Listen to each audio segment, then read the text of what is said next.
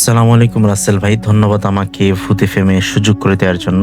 তবে আজকে যে ঘটনাটা আমি শেয়ার করব, এটা ফরিদপুর জেলার ভাঙ্গা উপজেলার একটি ছোট গ্রাম আছে, চর কৃষ্ণপুর এই জায়গাটার নাম। দিনের বেলায় গ্রামটা ছিল শান্ত, একদম স্নিগ্ধ। চারদিকে ধান ক্ষেত, বাঁশঝাড়, পুকুর, কাঁচা রাস্তা, মানে সব কিছুই রাসেল ভাই যেন এখানে রয়েছে। কিন্তু এখানে একটি শ্মশান ঘাট রয়েছে, আর এই শ্মশান ঘাটকে কেন্দ্র করেই আজকে আমার এই ঘটনাটা আপনাকে পাঠাচ্ছি। তো আমি সরাসরি ঘটনায় চলে যাই। আমার নাম রাকিব আল হাসান। আমি এই ঘটনাটি পাঠাচ্ছি ফরিদপুর জেলার কৃষ্ণপুর থেকে। রাসেল ভাই, দিনের আলোতে মানুষ যেখানে গেলেও সূর্য ডোবার পর কেউ সেই পথ বাড়াতো না, পা বাড়াতো না। যে জায়গাগুলো গ্রামের এক প্রান্তে কুমার নদীর তীরে ছিল বহু বছর পুরনো একটি শ্মশান ঘাট, আর সেখানেই আর কি এই ঘটনা। কেউ পা বাড়াতো না সূর্য ডোবার পর। তো গ্রামের যারা বড়রা রয়েছেন, আমাদের দাদা দাদি, তারপর যারা যারা রয়েছেন, রাত 12টার পর তারা বলতেন আর কি, যে রাত 12টার পর শ্মশানের ভিতরে অদ্ভুত আলো জ্বলে উঠে। ওই রাস্তা দিয়ে গেলে মানুষকে উপরে তুলে নিচে ফালায় দেয়। তারপর মানে একটা মানুষের সঙ্গে মৃত্যু ব্যতীত যত ধরনের আকাম করা যায়, যত ধরনের মানে তাকে ডিস্টার্ব করা যায়, এই কাজগুলো করত এই কৃষ্ণপুর এলাকার শ্মশান ঘাটে। মানে কখনো বোঝা যায় যে কেউ ওখানে হু হু করে কান্না করতেছে, কোনো মহিলা বা কোনো পুরুষ কান্না করতেছে। কখনো আবার মনে হয় দূর থেকে কেউ মন্ত্র পড়ছে বটবট করে। মানে এগুলো ছিল ওই এলাকার সবচেয়ে প্রসিদ্ধ একটা বিষয়। ওই মানে যে জায়গাটাতে শ্মশান ঘাট, তার পাশেই একটা বট গাছ ছিল, সেখান থেকে এরকম ঘটনা ঘটতো। তো এটা কেউ বিশ্বাস করত, যারা যারা দেখেছেন তারা বললে, আবার যারা দেখেননি তারা বিশ্বাস করতেন না। এটা কিন্তু ওখানকার সবচেয়ে আলোচিত একটা বিষয় রাসেল ভাই। তো তারপর বড়রা শেষ পর্যন্ত বলেন যে আসলে অকারণে ওই শ্মশানের ওই দিকে যাওয়া ঠিক নয়। শ্মশান ঘাটের দেখাশোনা করতেন প্রায় 65 বছরের বৃদ্ধ নিতাই ডোম, ওনার নাম। টানা 40 বছর ধরে তিনি সেখানে কাজ করছেন। শত শত দাহক্রিয়া দেখেছেন। মানে অনেক হিন্দুদের লাশ আসে, লাশকে পুরান তিনি, পুরানোর পর পানি ঢেলে পরিষ্কার করা, মানে বিশাল, মানে শত শত তিনি করেছেন এই নিতাই ডোম। অসংখ্য রাত একা কাটিয়েছেন ওই জায়গার মধ্যে। গ্রামের লোকেরা বলতো, নিতাই কাকার মতো সাহসী মানুষ আর নাই গো, এই কথা বলতেন। আর সেই ঘটনাটা আজকে আমি বলবো, এটা কিন্তু আমার এই নিতাই চাচার কাছ থেকে সংগ্রহ করা, এই নিতাই ডোমের কাছ থেকে সংগ্রহ করা। নিতাই কাকা নিজেও নাকি জানতেন না এমন কিছু রাত আছে যেগুলো কথা তিনি কাউকে বলতে চান না। আমি চাইলেও তিনি আমাকে বলতে যাচ্ছিলেন না। এক বর্ষায়, মানে সন্ধ্যায়, গ্রামের এক বৃদ্ধের শেষকৃতি শেষ হলো। মানে আগুন দিয়ে পোড়ানো হলো লাশটাকে, হিন্দুর লাশ। আকাশে তখন মেঘের গর্জন, মাঝে মাঝে বিদ্যুতের ঝলকানি একটু দেখা যাচ্ছে। তো রাত বাড়ার সঙ্গে সঙ্গে সবাই শ্মশান ছেড়ে চলে গেল। তো হয়েই তো গেছে, কারণ নিতাই চাচা কিন্তু উনি নিতাই ডোম কিন্তু উনি কিন্তু ওটা পরিষ্কার করেই তারপর যাবেন। তো নিতাই কাকা চিতার আগুন পুরোপুরি নিভেছে কিনা তা দেখে নিজের ছোট টিনের ঘরে ফিরে এলেন। ঘরের এক কোণে একটি কেরোসিনের বাতি জ্বলছিল, বাইরে বৃষ্টি পড়ছিল টুপটাপ করে। তো হঠাৎ তার দরজায় ধপধপ করে একটা শব্দ হয়, মনে হচ্ছে যে দরজায় কেউ ডাকছে তাকে।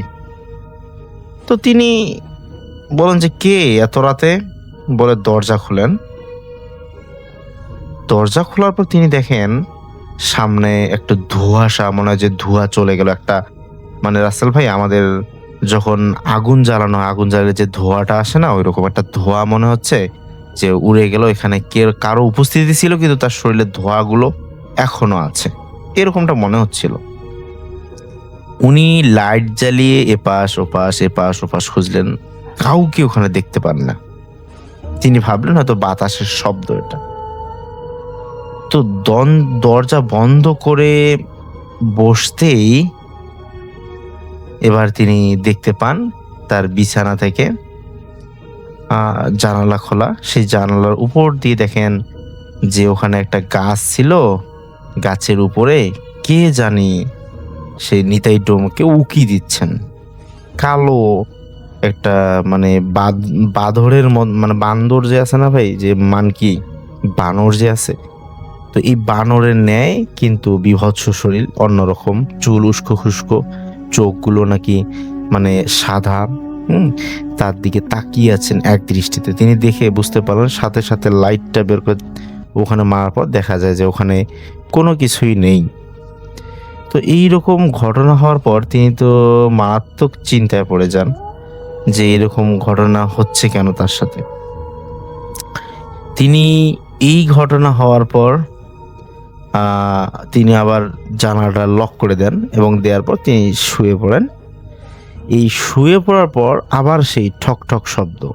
এবার শব্দটা মনে হচ্ছে আরো কাছ থেকে শব্দটা করতেছে দরজায়।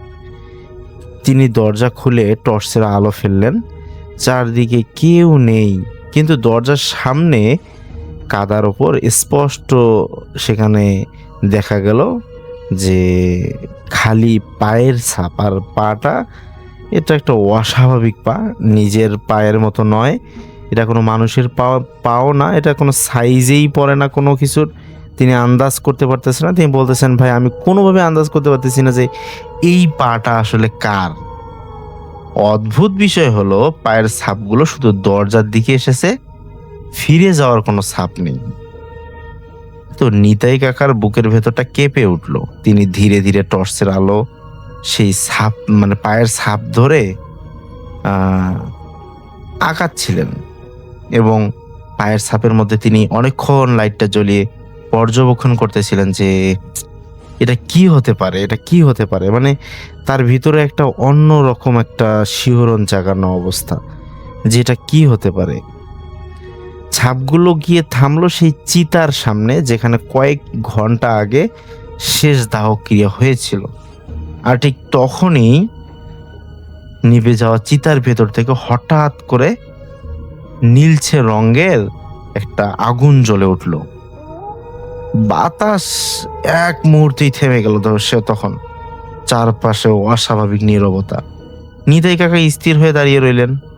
হঠাৎ তার কানে মানে আসলো একটা খুব নিচু স্বরে একটি ফিসফিসানির শব্দ। আমার কাজ শেষ হয়নি, এই কথা বলল। তো তিনি টর্চের আলো চিতার দিকে ধরতেই আগুন নিভে গেল। মানে উনি দেখতেছেন যে ওনাকে ভয় পাওয়ানোর চেষ্টা করতেছে, কিন্তু যখনই আলোটা সেখানে ফালানোর চেষ্টা করেন তখনই জিনিসটা উধাও হয়ে যায়, ওখানেই নাই।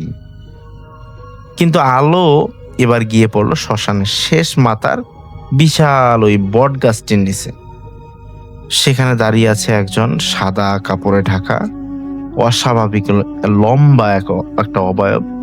মুখ দেখা যাচ্ছে না, মাথা সামান্য নিচু করে তিনি মানে ওই যে শ্মশানটা আছে শ্মশানের দিকে তাকিয়ে আছেন। আর ধীরে ধীরে সে মাথা তুলতে শুরু করলো। নিতাই কাকা তো ভয়ে এক পা পিছিয়ে গেলেন। ঠিক তখনই তার টর্চের আলো নিভে গেল। এত উনি চেষ্টা করতেছেন, বলতেছেন যে রাকিব ভাই আমি এত চেষ্টা করছি সেদিন এই টর্চ জ্বালানোর জন্য, আমার টর্চ এত ভালো একটা লাইট হঠাৎ করে কিভাবে নষ্ট হয়ে যায়, লাইটের আলোই আসে না, চারপাশ শুধু অন্ধকার। আর সেই অন্ধকারের ভিতর থেকে ভেসে এলো ভারী একটা পায়ের শব্দ, এবং পায়ের মধ্যে মনে হচ্ছিল যে ঝুমুর না কি বলে ওইটা, ঘুঙ্গুর যে লাগায় ওই ঘুঙ্গুরের শব্দ। শব্দটা তার সামন দিয়ে হেঁটে হেঁটে যাচ্ছে, শব্দও পাচ্ছে কিন্তু দেখা যাচ্ছে না। তিনি বুঝতেই পারছেন যে আজকে তার অবস্থা একটু খারাপই আছেন। তো তিনি কি করলেন, উনি তো হিন্দু ধর্মাবলম্বী, উনি ওনার মতো মন্ত্রতন্ত্র ফু দিয়ে তিনি মানে ওই যে বললো যে আমি বাবা অনেক সময় আসলে এরকম সমস্যা আমার কাছে কিন্তু ঘুমের ট্যাবলেট থাকেই। উনি নাকি খুব দ্রুত করে দরজায় এসে দরজা ঠিকঠাকভাবে মেরে ঘুমের ওষুধ খেয়ে সেখানেই ঘুমিয়ে যান। তার যে শ্মশান দেখাশোনা করা দরকার না, পাশে যে তার রুম দেয়া হয়েছে, বিশাল বড় শ্মশান কিন্তু এটা, ওই কৃষ্ণ মানে যে কৃষ্ণচরের এখানে। তো তারপর উনি দরজা লেগে ঘুমিয়ে যান এবং বলেন যে সকালে উঠে বিষয়টা এলাকাবাসীর সঙ্গে শেয়ার করেন। এবং সবাই বলেছে হ্যাঁ এরকম একটু দুই একটা ঘটনা হতে পারে, আপনি যেহেতু আছেন। তো উনি অনেক সাহসী, তো বহুদিন যাবত এখানে আছেন, তাই ওনার কাছে আর তেমন মানে কিছু হয় না। এরকম অনেক ঘটনা আছেন, তিনি বলছেন এই ঘটনা শেয়ার করো, আমি তোমাকে আস্তে আস্তে আরও ঘটনা বলবো, সেগুলো তুমি শেয়ার করিও। তো রাসেল ভাই এটাই ছিল আমার ঘটনা। আল্লাহ হাফেজ। আসসালামু আলাইকুম রাসেল ভাই এবং আসসালামু আলাইকুম লিসেনার্স, আশা করি সবাই ভালো আছেন। যে ঘটনাটি এখন শেয়ার করব তা বর্তমান বরিশাল বিভাগের তৎকালীন প্রাচীন নাম চন্দ্রদ্বীপ পরগনার বর্তমান ঝালকাঠি জেলার নলছিটি থানার সুজাবাদ এলাকায় ঘটেছিল। একটি রোমহর্ষক এবং বিভীষিকাময় ঘটনা। ঘটনার সময়কাল 1819 সালের শুরুর দিকের। তৎকালীন মগ জলদস্যুদের আক্রমণ ও তাদের দমন করতে সুবেদার শাহ সুজা বর্তমান সুজাবাদে কেল্লা নির্মাণ করেছিলেন। মগদের সাথে যুদ্ধে যারা শহীদ হয়েছিলেন তাদের পরিবারকে শাহ সুজা তাদের লাখেরাজ সম্পত্তি দান করেন। আসমান সিং একজন নামকরা ব্যক্তি। এই আসমান সিংয়ের পূর্বপুরুষ সুজাবাদ গ্রামটি লাখেরাজ সম্পত্তি হিসাবে বহু আগে লাভ করেছিলেন এবং তারা প্রবল ক্ষমতার সাথে তাদের অঞ্চল শাসন করেন। তাদের পূর্বপুরুষ রাজপুত সৈন্য ছিল। অর্থাৎ যখন সুবেদার শাহ সুজা উনি যখন মগ জলদস্যুদেরকে বিতরণ করতেন, তখন যারা শহীদ হতেন সেই যুদ্ধে তাদেরকে উনি বিভিন্ন পরগনা লিখে দিতেন। ছোট ছোট পরগনা, বিশাল বড় বড় গ্রাম, বিশাল বড় বড় এলাকা, তাদের পরিবার যেন ভালো মতো জীবনযাপন করতে পারে। আর শহীদদের জন্য তার এই ত্যাগ এবং তার এই বিষয়গুলো যখন অন্যরা দেখতেন, তারাও প্রবল সাহসিকতার সাথে তারা মগ জলদস্যুদের বিরুদ্ধে সুবেদার শাহ সুজার অধীনে থেকে যুদ্ধ করার জন্য উৎসাহীও হতেন। এটা তো এই 1819 সালের অনেক আগের কথা বলছি, কিন্তু ঘটনা শুরু 1819 সালের দিকে এই আসমান সিংকে কেন্দ্র করে। এবার আসি সেই 1819 সালের ওই সময়।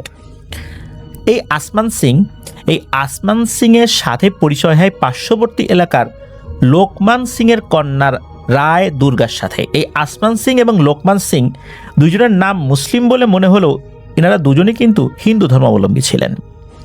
এই রায় দুর্গার সাথে তার পরিচয় হয়, পরিচয় থেকে পরিণয়ের পর বিবাহ সম্পন্ন হয়। তাদের ঘরে একে একে জন্ম নেয় দুই সন্তান। প্রথম সন্তানের নাম তারামণি, পরবর্তী সন্তানের নাম সীতা। এভাবেই অসাধারণ সুন্দরভাবে অতিবাহিত হতে থাকে তাদের সংসার। তবে ধীরে ধীরে আসমান সিংয়ের আর্থিক অবস্থার বেশ অবনতি হতে থাকলে আসমান সিং সিদ্ধান্ত নেয় তার পূর্ব পরিচিত একজন ইংরেজ ব্যবসায়ীর সাথে শেয়ারে ব্যবসা শুরু করবেন। তবে সেই ইংরেজ ব্যবসায়ী আসমান সিংয়ের এই প্রস্তাব প্রত্যাখ্যান করেন। তিনি বলেন, তোমাকে আগে আমি পরখ করতে চাই যে তুমি আমার পার্টনার হিসাবে ভালো করবা কি করবা না, তার জন্য তোমাকে একটি কাজ করতে হবে। আসমান সিং বলেন, কি কাজ? তখন সেই ইংরেজ ব্যবসায়ী বলেন যে ইংরেজ ব্যবসায়ীর অধীনে একজন উচ্চপদস্থ কর্মচারী হিসাবে আসমান সিংকে উনি নিয়োগ দেবেন। তারপর তার কাজ যদি ভালো হয়, যদি নিজেকে প্রমাণ করতে পারেন আসমান সিং, তাহলে সেই ব্যবসার একজন পার্টনার হিসাবে সেই ইংরেজ ব্যবসায়ী অন্তর্ভুক্ত করবেন। কোনো উপায়ন্তর না দেখে আসমান সিং সেই ব্যবসায়ীর প্রস্তাব গ্রহণ করেন। এক পর্যায়ে তৎকালীন চন্দ্রদ্বীপ পরগনার বর্তমান নলছিটির বন্দর এলাকায় নিজের কাজের জন্য চলে যান আসমান সিং। তৎকালীন নাকি বর্তমান সুজাবাদ থেকে আসমান সিংয়ের কর্মস্থলে যেতে নদীর উত্তাল স্রোত পাড়ি দিয়ে নৌকাযোগে যেতে অনেক সময় লাগতো। তাই আসমান সিং সিদ্ধান্ত নেন যে তিনি নলছিটি বন্দর এলাকায় অস্থায়ীভাবে তার কর্মস্থলে বসবাস করবেন। এরকমের চলতে থাকে আরও বেশ কয়েক মাস। তৎকালীন নলছিটি বন্দর এলাকায় কিছু মহিলারা ছোটখাটো একটা পতিতাপল্লী গড়ে তোলেন। এই আসমান সিংয়ের সাথে এরকমই এক পতিতার পরিচয় হয়। আর আসমান সিং ওই পতিতার মোহে পড়ে সুজাবাদে তার স্ত্রী দুর্গারানী এবং তার 2 কন্যার প্রতি একরকম বেখেয়াল হয়ে যান এবং বেশ কয়েক মাস উনি বাড়িতে আসেননি। এদিকে কি হয়েছে, দীর্ঘদিন স্বামী আসমান সিং বাড়িতে না আসার সুযোগে পার্শ্ববর্তী গ্রাম আমিরাবাদের একজন মুসলিম ব্যবসায়ী, তার নাম হচ্ছে খোদা নেওয়াজ খা, তার সাথে আসমান সিংয়ের স্ত্রী দুর্গা রানীর প্রণয় ঘটে, পরকীয়া প্রণয় আর কি। খোদা নেওয়াজ খার পূর্বপুরুষ শাহ সুজার সৈন্য ছিল। দুর্গা রানী রায় ও খোদা নেওয়াজ শাহের অবৈধ পরকীয়ার ঘটনা গ্রাম্য এক চৌকিদারের মাধ্যমে আসমান সিং জেনে যায়। ওই চৌকিদার আসমান সিংকে চিঠির মাধ্যমে এই বিষয়টা জানায়। মুসলিম যুবকের সাথে তার স্ত্রী পরকীয়া করছে, ঘটনা শুনে আসমান সিংয়ের মাথায় রক্ত উঠে যায়। এদিকে উনি যে আর এক পতিতার মোহে পড়ে হাবুডুবু খাচ্ছেন, এই বিষয়টা কিন্তু ওনার মাথায় কাজ করে না। ওনার স্ত্রীর অপরাধটা উনি খুব বড় করে দেখা শুরু করেন। এক পর্যায়ে নিজ এলাকায় ফেরত আসেন আসমান সিং এবং বিস্তারিত ঘটনা শোনেন সেই গ্রাম্য চৌকিদারের মুখে। আসমান সিং অগ্নিমূর্তি ধারণ করে খোলা তরবারি নিয়ে রাতের বেলা বাড়িতে চলে আসেন। দুর্ভাগ্যজনকভাবে ওই সময় ওই খোদা নেওয়াজ এই রায় দুর্গার ঘরেই অবস্থান করছিলেন। এমন সময় আসমান সিং তো চলে আসছেন, এই দুর্গার সহযোগিতায় খোদা নেওয়াজ শাহ ঘরের পেছনের দরজা দিয়ে জঙ্গল দিয়ে পালিয়ে যান। আসমান সিং যখন ঘরের দরজা ভেঙে ভেতরে প্রবেশ করেছেন, তখন তার স্ত্রী দুর্গা রানী দেখলেন যে আসমান সিং খোলা তরবারি হাতে তার দিকে এগিয়ে আসছেন। এদিকে তার শিশুকন্যা সীতা, সে বিছানায় শুয়েছিল। বাঁচার জন্য সে সীতাকে সামনের দিকে তুলে ধরে যাতে করে আসমান সিং তরবারি নিয়ে ওখানেই থেমে যায়। কন্যার ভালোবাসায় সেজন্য থেমে যায়, কিন্তু আসমান সিং এতটাই ক্ষিপ্ত হন যে উনি ওই তরবারি দিয়ে দুর্গা রানীকে আঘাত করেন। এত জোরে আঘাত করেন যে দুর্গা রানীর কোলে থাকা সেই শিশুটি তরবারির আঘাতে দ্বিখণ্ডিত হয়ে যায়। আসমান সিং শিশুটির এই অবস্থা দেখে হিতাহিত জ্ঞান হারিয়ে ফেলেন। তৎকালীন এই যে সময়টা ছিল, তখন তো ব্রিটিশ সরকারের বিভিন্ন কর্মকর্তারা জজ হিসাবে নিয়োগ পেতেন অধিকাংশ সময় আর কি। একদম শেষ দিকে এসে যদিও বা বাঙালিদেরকেও জজ হিসাবে নিয়োগ দেওয়া হতো, তো ওই সময়ে লোকজন ওখানে চলে আসে। স্ত্রী দুর্গা রানী এবং ওই খোদা নেওয়াজ শাহের সহযোগিতায় ব্রিটিশ পুলিশ আসমান সিংকে গ্রেপ্তার করেন। মামলা মোকদ্দমা চলার একটা পর্যায়ে আসমান সিংয়ের ফাঁসির হুকুম দেয় তৎকালীন ব্রিটিশ সরকার। আসমান সিংয়ের পুরো ঘটনা এবং তার ফাঁসির রায়ের বিষয়ে চিঠি লেখেন তারই সহোদর ভাই কলকাতা হাইকোর্টের তৎকালীন জজ ফটিক সিংকে। তিনি পুরো ঘটনা শুনে আপিল করেন। আপিলে তার ফাঁসির রায় বাতিল হয়ে যায়। জজ ফটিক সিং ফাঁসির আদেশ বাতিল হওয়ার চিঠি নিয়ে রওনা হন তৎকালীন চন্দ্রদ্বীপের নলছিটির সুজাবাদের উদ্দেশ্যে। এক পর্যায়ে তিনি নলছিটি বন্দর এলাকায় পৌঁছালে খোদা নেওয়াজ শাহ ষড়যন্ত্র এবং চক্রান্ত করে, খুব ভয়ঙ্কর একটা চক্রান্ত। তিনি এই পাটনি যারা মূলত এই খেয়া পারাপার করে, তাদের সহযোগিতায় এই খেয়া পারাপার বন্ধ করে রাখেন। আর বাতিল হওয়া ফাঁসির আদেশনামা যথাসময়ে সুজাবাদে পৌঁছাতে না পারার কারণে ভাদ্র মাসের অমাবস্যার একটা লগ্ন আছে যেটা নাকি খুবই ভয়ঙ্কর। আসমান সিংয়ের বাড়িতে যেখানে ঘটনা ঘটেছিল ঠিক সেখানেই একটি পুরাতন শিমুল গাছের সাথে আসমান সিংকে ফাঁসিতে ঝুলিয়ে তার মৃত্যুদণ্ড নিশ্চিত করা হয় এবং তার মৃত্যুদণ্ড যথাসময়ে কার্যকর করা হয়। তৎকালীন নাকি এমন একটা নিয়ম ছিল, যেখানে ঘটনা ঘটতো, মানে অপরাধ যেখানে সংঘটিত হতো, ওখানে তাকে শাস্তি দেয়া হতো। ঘটনাক্রমে শোনা যায় আসমান সিংয়ের খুব শখের একটি সাদা ঘোড়া ছিল, যে ঘোড়াটি যুদ্ধবিদ্যায় খুবই পারদর্শী ছিল। এটা ছিল আসমান সিংয়ের খুব প্রিয়। মৃত্যুর আগে নাকি আসমান সিং ঘোড়াটিকে জড়িয়ে ধরতে চেয়েছিলেন এবং জড়িয়ে ধরে নাকি অনেক কান্নাও করেছিলেন। আসমান সিংয়ের ফাঁসির পর রহস্যজনকভাবে তার সাদা ঘোড়াটিকে কেউ আর খুঁজে পায়নি। আসমান সিং মারা যাওয়ার পর রাতের আধারে মানুষ কিছু অদ্ভুত শব্দ শুনতে পাওয়া শুরু করে। টকবগিয়ে বন জঙ্গল ভেঙে চুরমার করে ঘোড়া ছুটছে, আর ঘোড়া যেরকম শব্দ করে ডাক দেয় ওই রকম ডাক দিচ্ছে, আর কে যেন বলছে, যা যা, আরো জোরে, আরো জোরে, আরো জোরে চল, এভাবে বলছে। এক পর্যায়ে ধীরে ধীরে চারদিকে উক্ত ঘটনা ছড়িয়ে পড়ে এবং ভয়ঙ্কর এক আতঙ্ক ভর করে তৎকালীন এলাকাবাসীর মাঝে। আস্তে আস্তে রাতের আধারে মানুষের চলাফেরা শিথিল হয়ে পড়ে। কেউ যেন রাতের আধারে বের হতেই সাহস পায় না। অনেকে বিভিন্নভাবে চেষ্টা করেছিলেন বিভিন্ন হুজুর কবিরাজ ডেকে এই সমস্যার সমাধান করার জন্য, কিন্তু কেউ এই সমস্যার সমাধান করতে পারেন নাই। এমন একদিন ওই সময়কার একজন ব্যক্তি আফসার উদ্দিন আকন্দ নামের একজন ভদ্রলোক, ইনি বৃদ্ধ ছিলেন।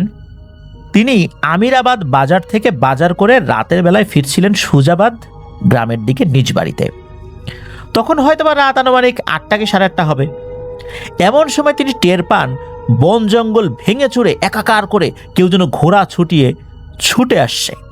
তখন তিনি রাস্তার পাশে যে যাবেন সেই সুযোগও নেই, মনে হচ্ছিল উনি নড়তেই পারছেন না।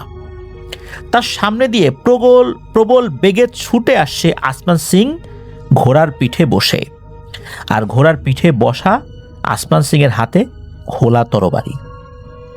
আসমান সিং এর এমন ভয়ঙ্কর রূপ দেখে তিনি হতবাক হয়ে প্রবল আতঙ্কে জ্ঞান হারিয়ে ফেলেন। পরের দিন লোকজন তাকে উদ্ধার করে বাড়িতে পৌঁছে দেয়। ধীরে ধীরে উনি পুরো ঘটনা খুলে বললেও উনি এতটাই ভয় পেয়েছিলেন যে এই ভয়ের কারণে উনি মৃত্যুবরণ করেন। কলিমুদ্দিন নামক এক ব্যক্তি ছিলেন, তিনি পেশাগতভাবে মাঝি ছিলেন, যার বাড়ি ছিল নলসিটির 60 পাকিয়া গ্রামে। তিনি নৌকা যোগে আসমান সিং এর বাড়ির পাশ দিয়ে যাচ্ছিলেন। কোনো এক রাত্রে তখন তিনি হঠাৎ করে প্রচণ্ড শব্দ শুনতে পান, যেন নদীর চর দিয়ে ভয়ানক আকারের একটি সাদা ঘোড়া আর তার পিঠে বসা এক সওয়ারি হাতে খোলা তরবারি নিয়ে নদীর বুকে চড়ে থাকা পানির উপর দিয়ে টক বগিয়ে ঘোড়া ছুটিয়ে যাচ্ছে। এমন ভয়ঙ্কর দৃশ্য দেখে তিনি নৌকার উপর মুহূর্তেই জ্ঞান হারিয়ে ফেলেন। তবে তার ভাগ্য ভালো যে তার সাথে আরও কিছু লোকজন ছিল নৌকার মাঝে, তারাও এটা দেখেছিলেন। শেষ যাত্রায় তিনি বেঁচে গেলেও চিরদিনের মতো তিনি কর্মক্ষমতা হারিয়ে ফেলেন। এভাবে চলতে থাকে মাস, বছর, যুগের পর যুগ। আসমান সিং আর তার ভয়ঙ্কর সাদা ঘোড়ার কাহিনী পরবর্তী সময়ে আসমান সিং এর বাড়ি কেন্দ্রিক শত শত ঘটনা ঘটেছিল, যা চলমান ছিল। পর্যায়ক্রমে আসমান সিং এর স্ত্রী দুর্গা রানী সবকিছু হারিয়ে এক প্রকার অচল হয়ে পড়ে। ধীরে ধীরে পুরোপুরি উনি পাগল হয়ে যান। এক পর্যায়ে ভিক্ষাবৃত্তি করে জীবনযাপন করতে থাকেন।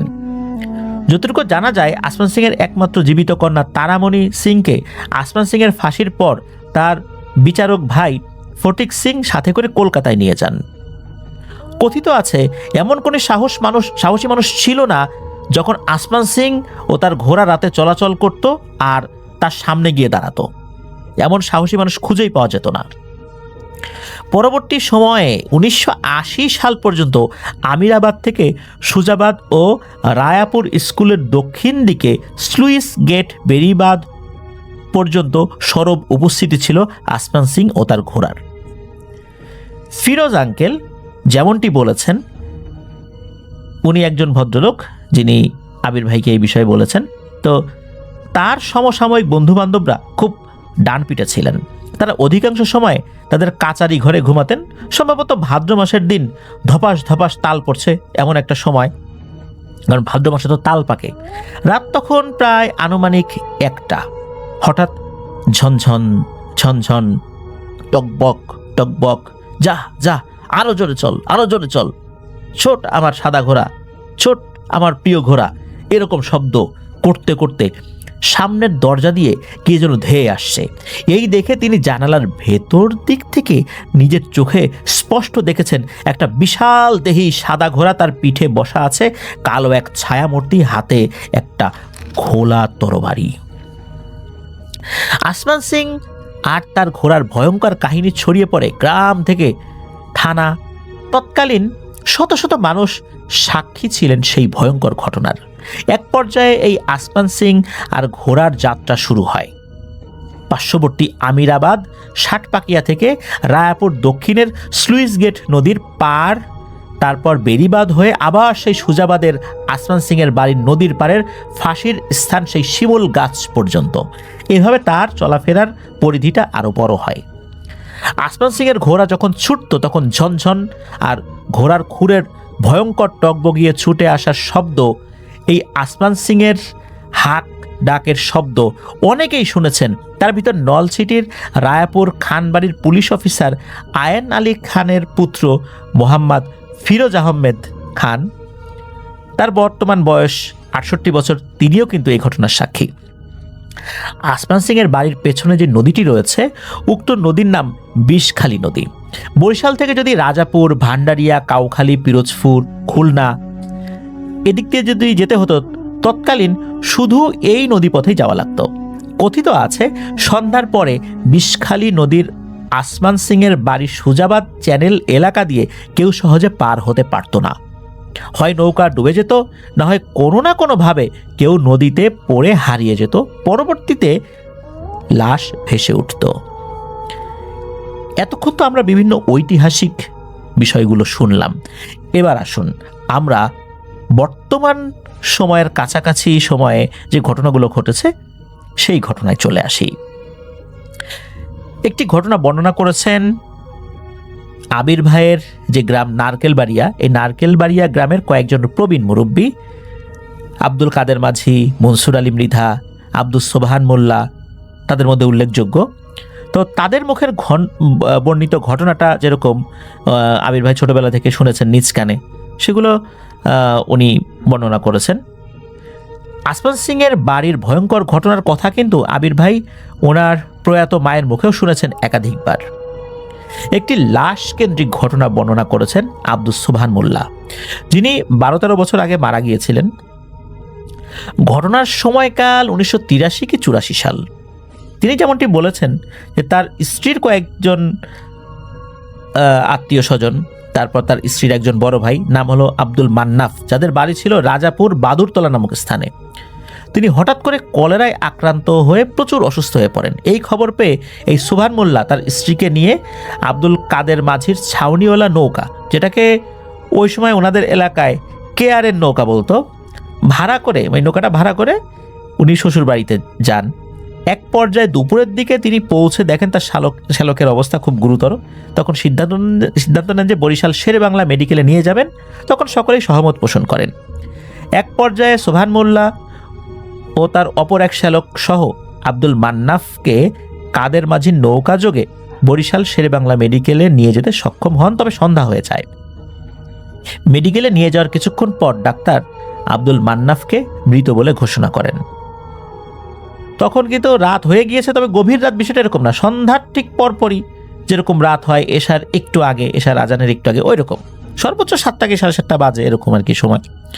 তো এই সময় আব্দুস সোবহান মোল্লা, ওনার যে অপর শ্যালক, তিনি তো তার ভাইয়ের মৃত্যুতে অনেক কান্নাকাটি করছেন। তখন আব্দুস সোবহান মোল্লা বলে যে এখন কান্নাকাটি করে কি হবে, ধৈর্য ধরো, লাশ তো বাড়িতে নিয়ে যেতে হবে। তখন এই আব্দুল কাদের মাঝি বলেন, এখন কি লাশটা নিয়ে যাওয়া ঠিক হবে? আব্দুস সোবহান মোল্লা ছিলেন খুবই সাহসী এবং একরোখা স্বভাবের, আর বদমেজাজি মানুষও ছিলেন বটে। তিনি বলেন যে এখনই লাশ নিয়ে যাব, কিসের ভয়, কোনো ভয় নাই, চলো আল্লাহর নাম নিয়ে। এক পর্যায়ে তারা রওনা হন লাশ নিয়ে সোবহান মোল্লার শ্বশুরবাড়ি বাদুরতলা এলাকার উদ্দেশ্যে। নৌকার মোট 3 জন সদস্য আর একটা লাশ। এক পর্যায়ে নৌকা চলতে চলতে আসমান সিংয়ের সুজাবাদের বাড়ির ঠিক পেছন পর্যন্ত যখনই আসছে, তখন কেমন যেন নৌকা আস্তে আস্তে একে একে পাড়ে ভিড়ে যায়।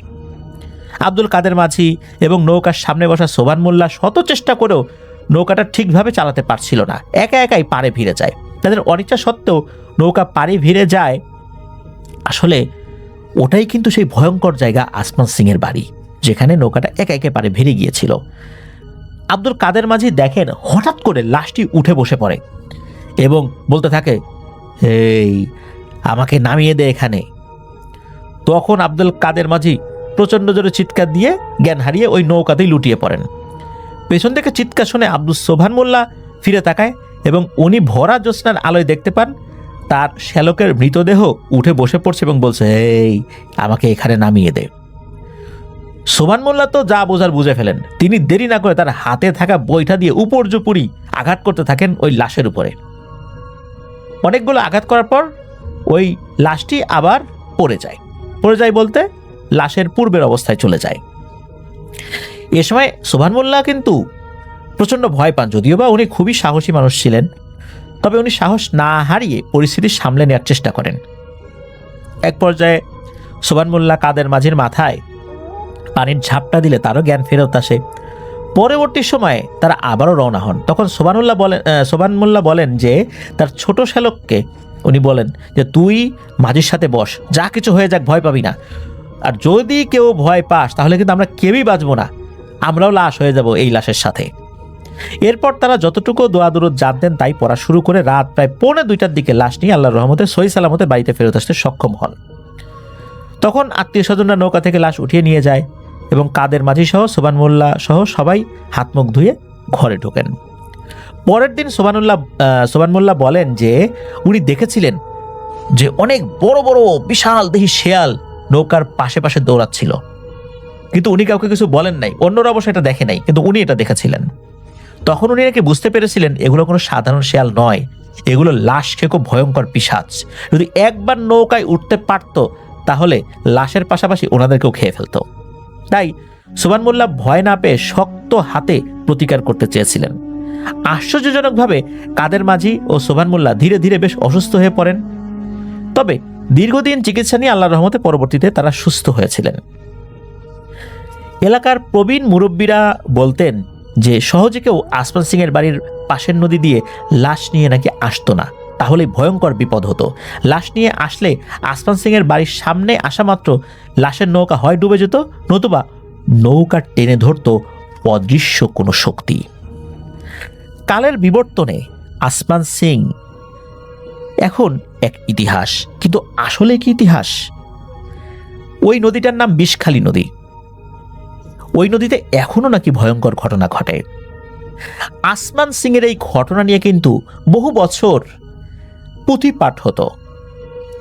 পুঁথি গান আমরা অনেকেই শুনেছি, একটা বিশেষ সুর করে এই পুঁথি পাঠ করা হয়। তো এরকম পুঁথি পাঠ কিন্তু আসমান সিং, দুর্গা রানী, তারপর এই দুর্গা রানীর যিনি পরকীয়া প্রেমিক, তারপর আসমান সিং কিভাবে পতিতার প্রেমে মজে গিয়েছিলেন, তারপর এই ভয়ঙ্কর ঘটনা সবকিছু পুঁথি আকারে বহু বছর নাকি বিভিন্ন এলাকায় পঠিত হয়েছে।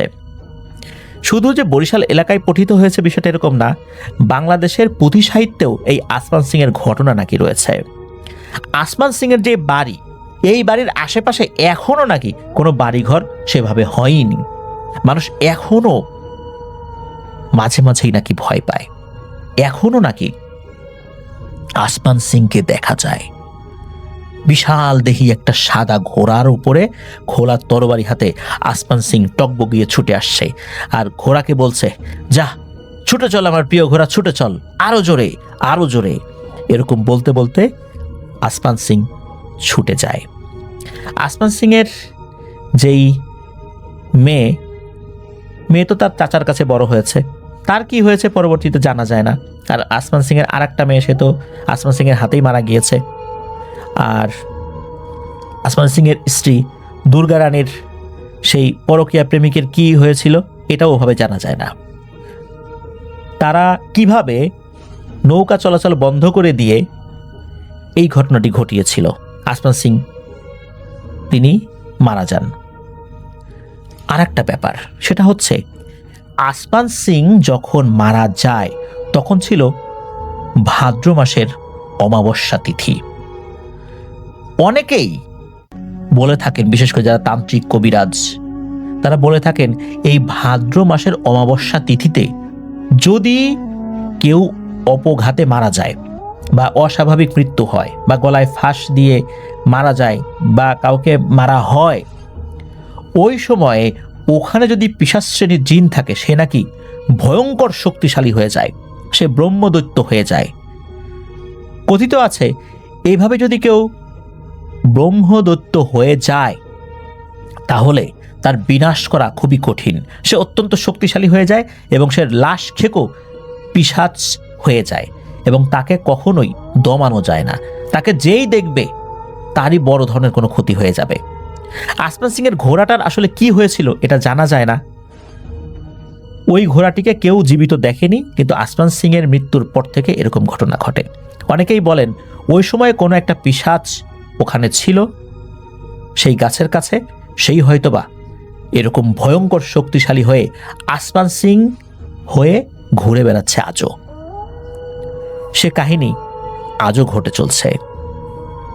প্রিয় লিসেনার্স, এনামুল হক আবির ভাই এই বিষয়ে বিভিন্ন ধরনের তন্ত্রবিদ্যায় পারদর্শী যারা আছেন, ওনার পরিচিত যাদেরকে উনি চেনেন যে তারা তান্ত্রিক, এনাদের সাথে কথা বলেছিলেন যে ভাদ্র মাসের অমাবস্যা তিথিতে যদি কারো অপঘাতে মৃত্যু হয় তাহলে আসলেই এরকম ঘটনা ঘটে কিনা। তারা বলেছেন হ্যাঁ, ওখানে যদি পিশাচ শ্রেণীর কোনো জিন থাকে তাহলে তারা খুব শক্তিশালী হয়ে যায়, এবং তারাই এরকম শক্তিশালী হয়ে মানুষকে ভয় দেখাতে থাকে, এবং এদের শক্তি হয়ে যায় অসম্ভব রকমের বেশি, যাদেরকে সহজে দমানোই যায় না, যেটা আসমান সিং এর বেলায় হয়েছিল। প্রিয় লিসেনার্স, এক ঐতিহাসিক সত্য ঘটনা যেটা আজও ঘটে চলছে। ধন্যবাদ জানাচ্ছি এনামুল হক আবির ভাইকে। এমন একটি ঘটনা যা ইতিহাসের পাতায়ও রয়েছে, পুঁথি আকারে রয়েছে, আমাদের পুঁথি সাহিত্যেও আসমান সিং এর ঘটনা রয়েছে। এবার একটি ঘটনা যে আসলে কখন আমাদের চ্যানেলে বলতে পারবো এটাও ভাবতে পারিনি।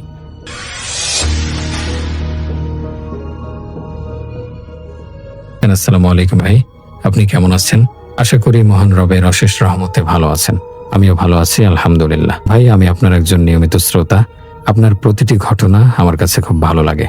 কিছুদিন আগে আমি আমার বড় ভাইয়ের কাছ থেকে একটি ঘটনা শুনেছি, আজ সেটি আপনাকে লিখে পাঠাচ্ছি। ঘটনাটা ঘটেছিল আমার ভাইয়ের বন্ধুর বাবার সাথে। ওর ভাইয়ের বন্ধুর বাবার নাম মানিক। সেই রাতটার কথা আমি আমার জীবনের শেষ দিন পর্যন্ত ভুলতে পারবো না। জ্যৈষ্ঠ মাসের মাঝামাঝি, চারদিকে একটা গুমোট গরম থাকার কথা, কিন্তু সেদিন বাতাসে ছিল এক অদ্ভুত শীতল ভেজা ভাব। সারাদিনের খাটুনির পর বিছানায় পেট ঠেকালেই আমি গভীর ঘুমে তলিয়ে যাই। সেদিনও তার ব্যতিক্রম হয়নি। আমার স্ত্রী নাসিমাও পাশে নিশ্চিন্তে ঘুমাচ্ছিল।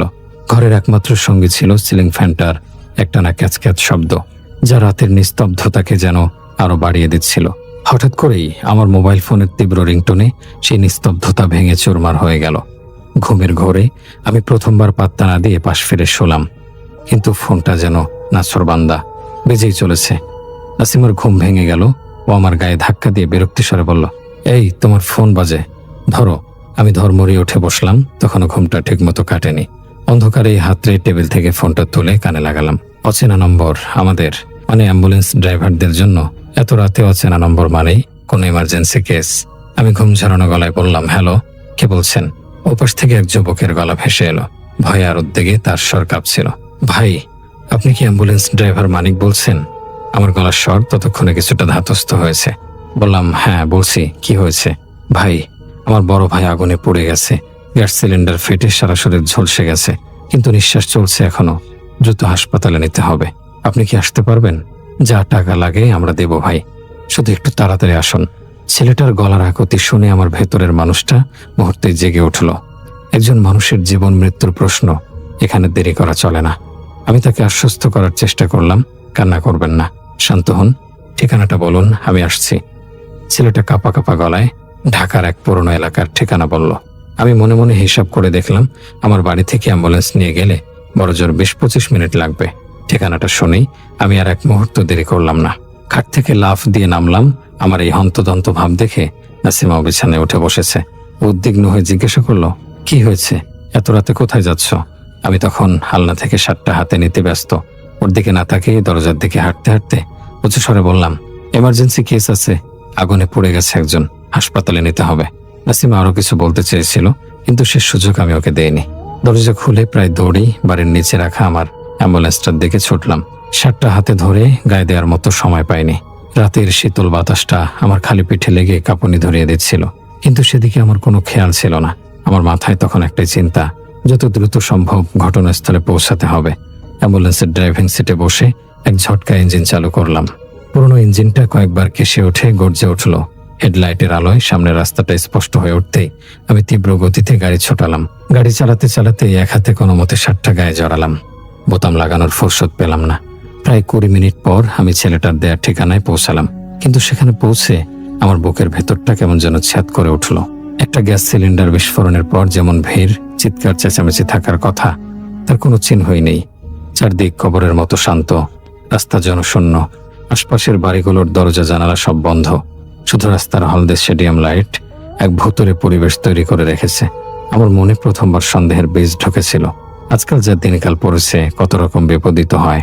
কেউ ফাঁদে ফেলার জন্য এত রাতে এখানে ডেকে আনেনি তো? ভাবলাম ফিরে যাই, কিন্তু মন মানল না। যদি সত্যি কেউ বিপদে পড়ে থাকে। আমি ইঞ্জিন চালু রেখেই গাড়ি থেকে নামলাম। চারদিকে সতর্ক চোখে একবার তাকিয়ে দেখলাম। আমি যখন এসব ভাবছি, ঠিক তখনই আমার চোখে পড়ল দোতলা পুরনো বাড়িটার দিকে। বাড়ির অন্ধকার দরজা দিয়ে দুজন লোক একটা সাদা চাদরে মোড়ানো কিছু একটাকে অতি সন্তর্পণে বের করে আনছে। আমি ভাবলাম হয়তো এরাই আমাকে ফোন করেছিল। আমি দ্রুত তাদের দিকে এগিয়ে গেলাম। কাছে যেতে একজন ফিসফিস করে বলল, আপনি মানিক ভাই? আমি মাথা নাড়ালাম। আবছা আলোয় তাদের মুখে স্পষ্ট দেখা যাচ্ছিল না, কিন্তু তাদের চোখে মুখে কোনো উদ্বেগ বা কান্নার ছাপ নেই, বরং এক ধরনের অভিব্যক্তিহীন শীতলতা, যা আমার কাছে খুব অদ্ভুত লেগেছিল। অন্যজন বলল, তাড়াতাড়ি করুন ভাই, রোগীর অবস্থা ভালো না। আমি আর কোনো প্রশ্ন করলাম না। তাদের সাথে ধরাধরি করে চাদরে মোড়ানো লোকটিকে অ্যাম্বুলেন্সের পেছনের স্ট্রেচারে শুয়ে দিলাম।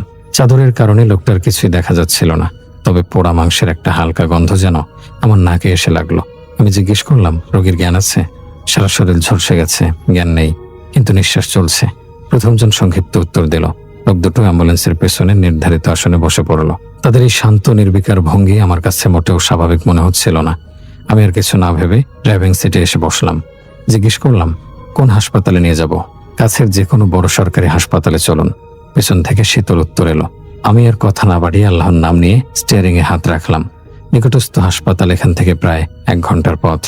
আমি শুধু চাইছিলাম যত তাড়াতাড়ি সম্ভব এই দায়িত্ব শেষ করে বাড়ি ফিরতে।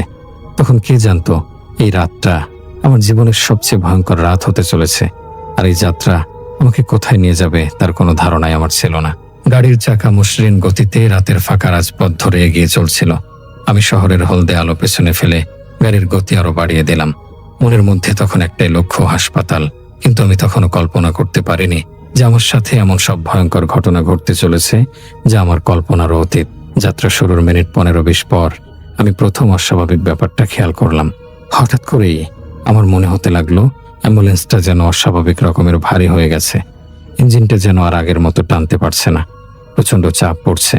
প্রথমে ভাবলাম হয়তো রাস্তাটা চড়াই, তাই এমন লাগছে, কিন্তু আমি ভালো করে জানতাম এই রাস্তা একদম সমতল।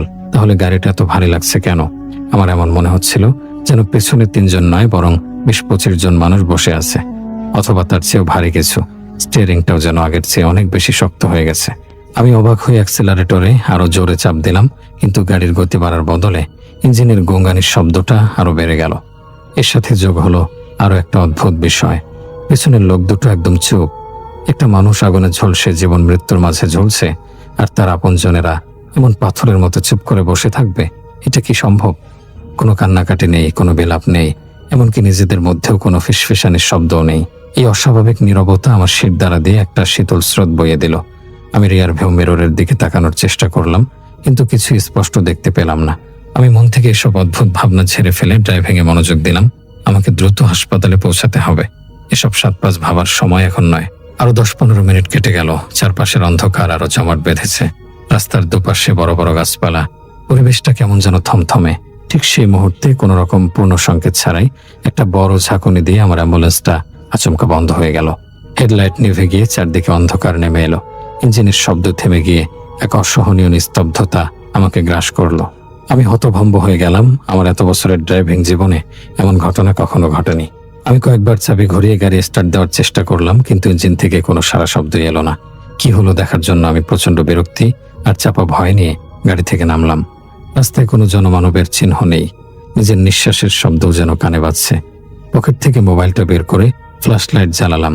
প্রথমে চাকাগুলো, তারপর বনেট খুলে ইঞ্জিন পরীক্ষা করলাম, কিন্তু আমার চোখে কোনো সমস্যাই ধরা পড়ল না। সবকিছুই তো ঠিকঠাক লাগছে। কিন্তু গাড়ির সমস্যার চেয়েও যা আমাকে বেশি অবাক আর ভীত করে তুলেছিল তা হলো পেছনের লোক দুটোর আচরণ। গাড়িটা মাঝ রাস্তায় এভাবে বন্ধ হয়ে গেল, অথচ তারা একবারও আমাকে কিছু জিজ্ঞেস করলো না।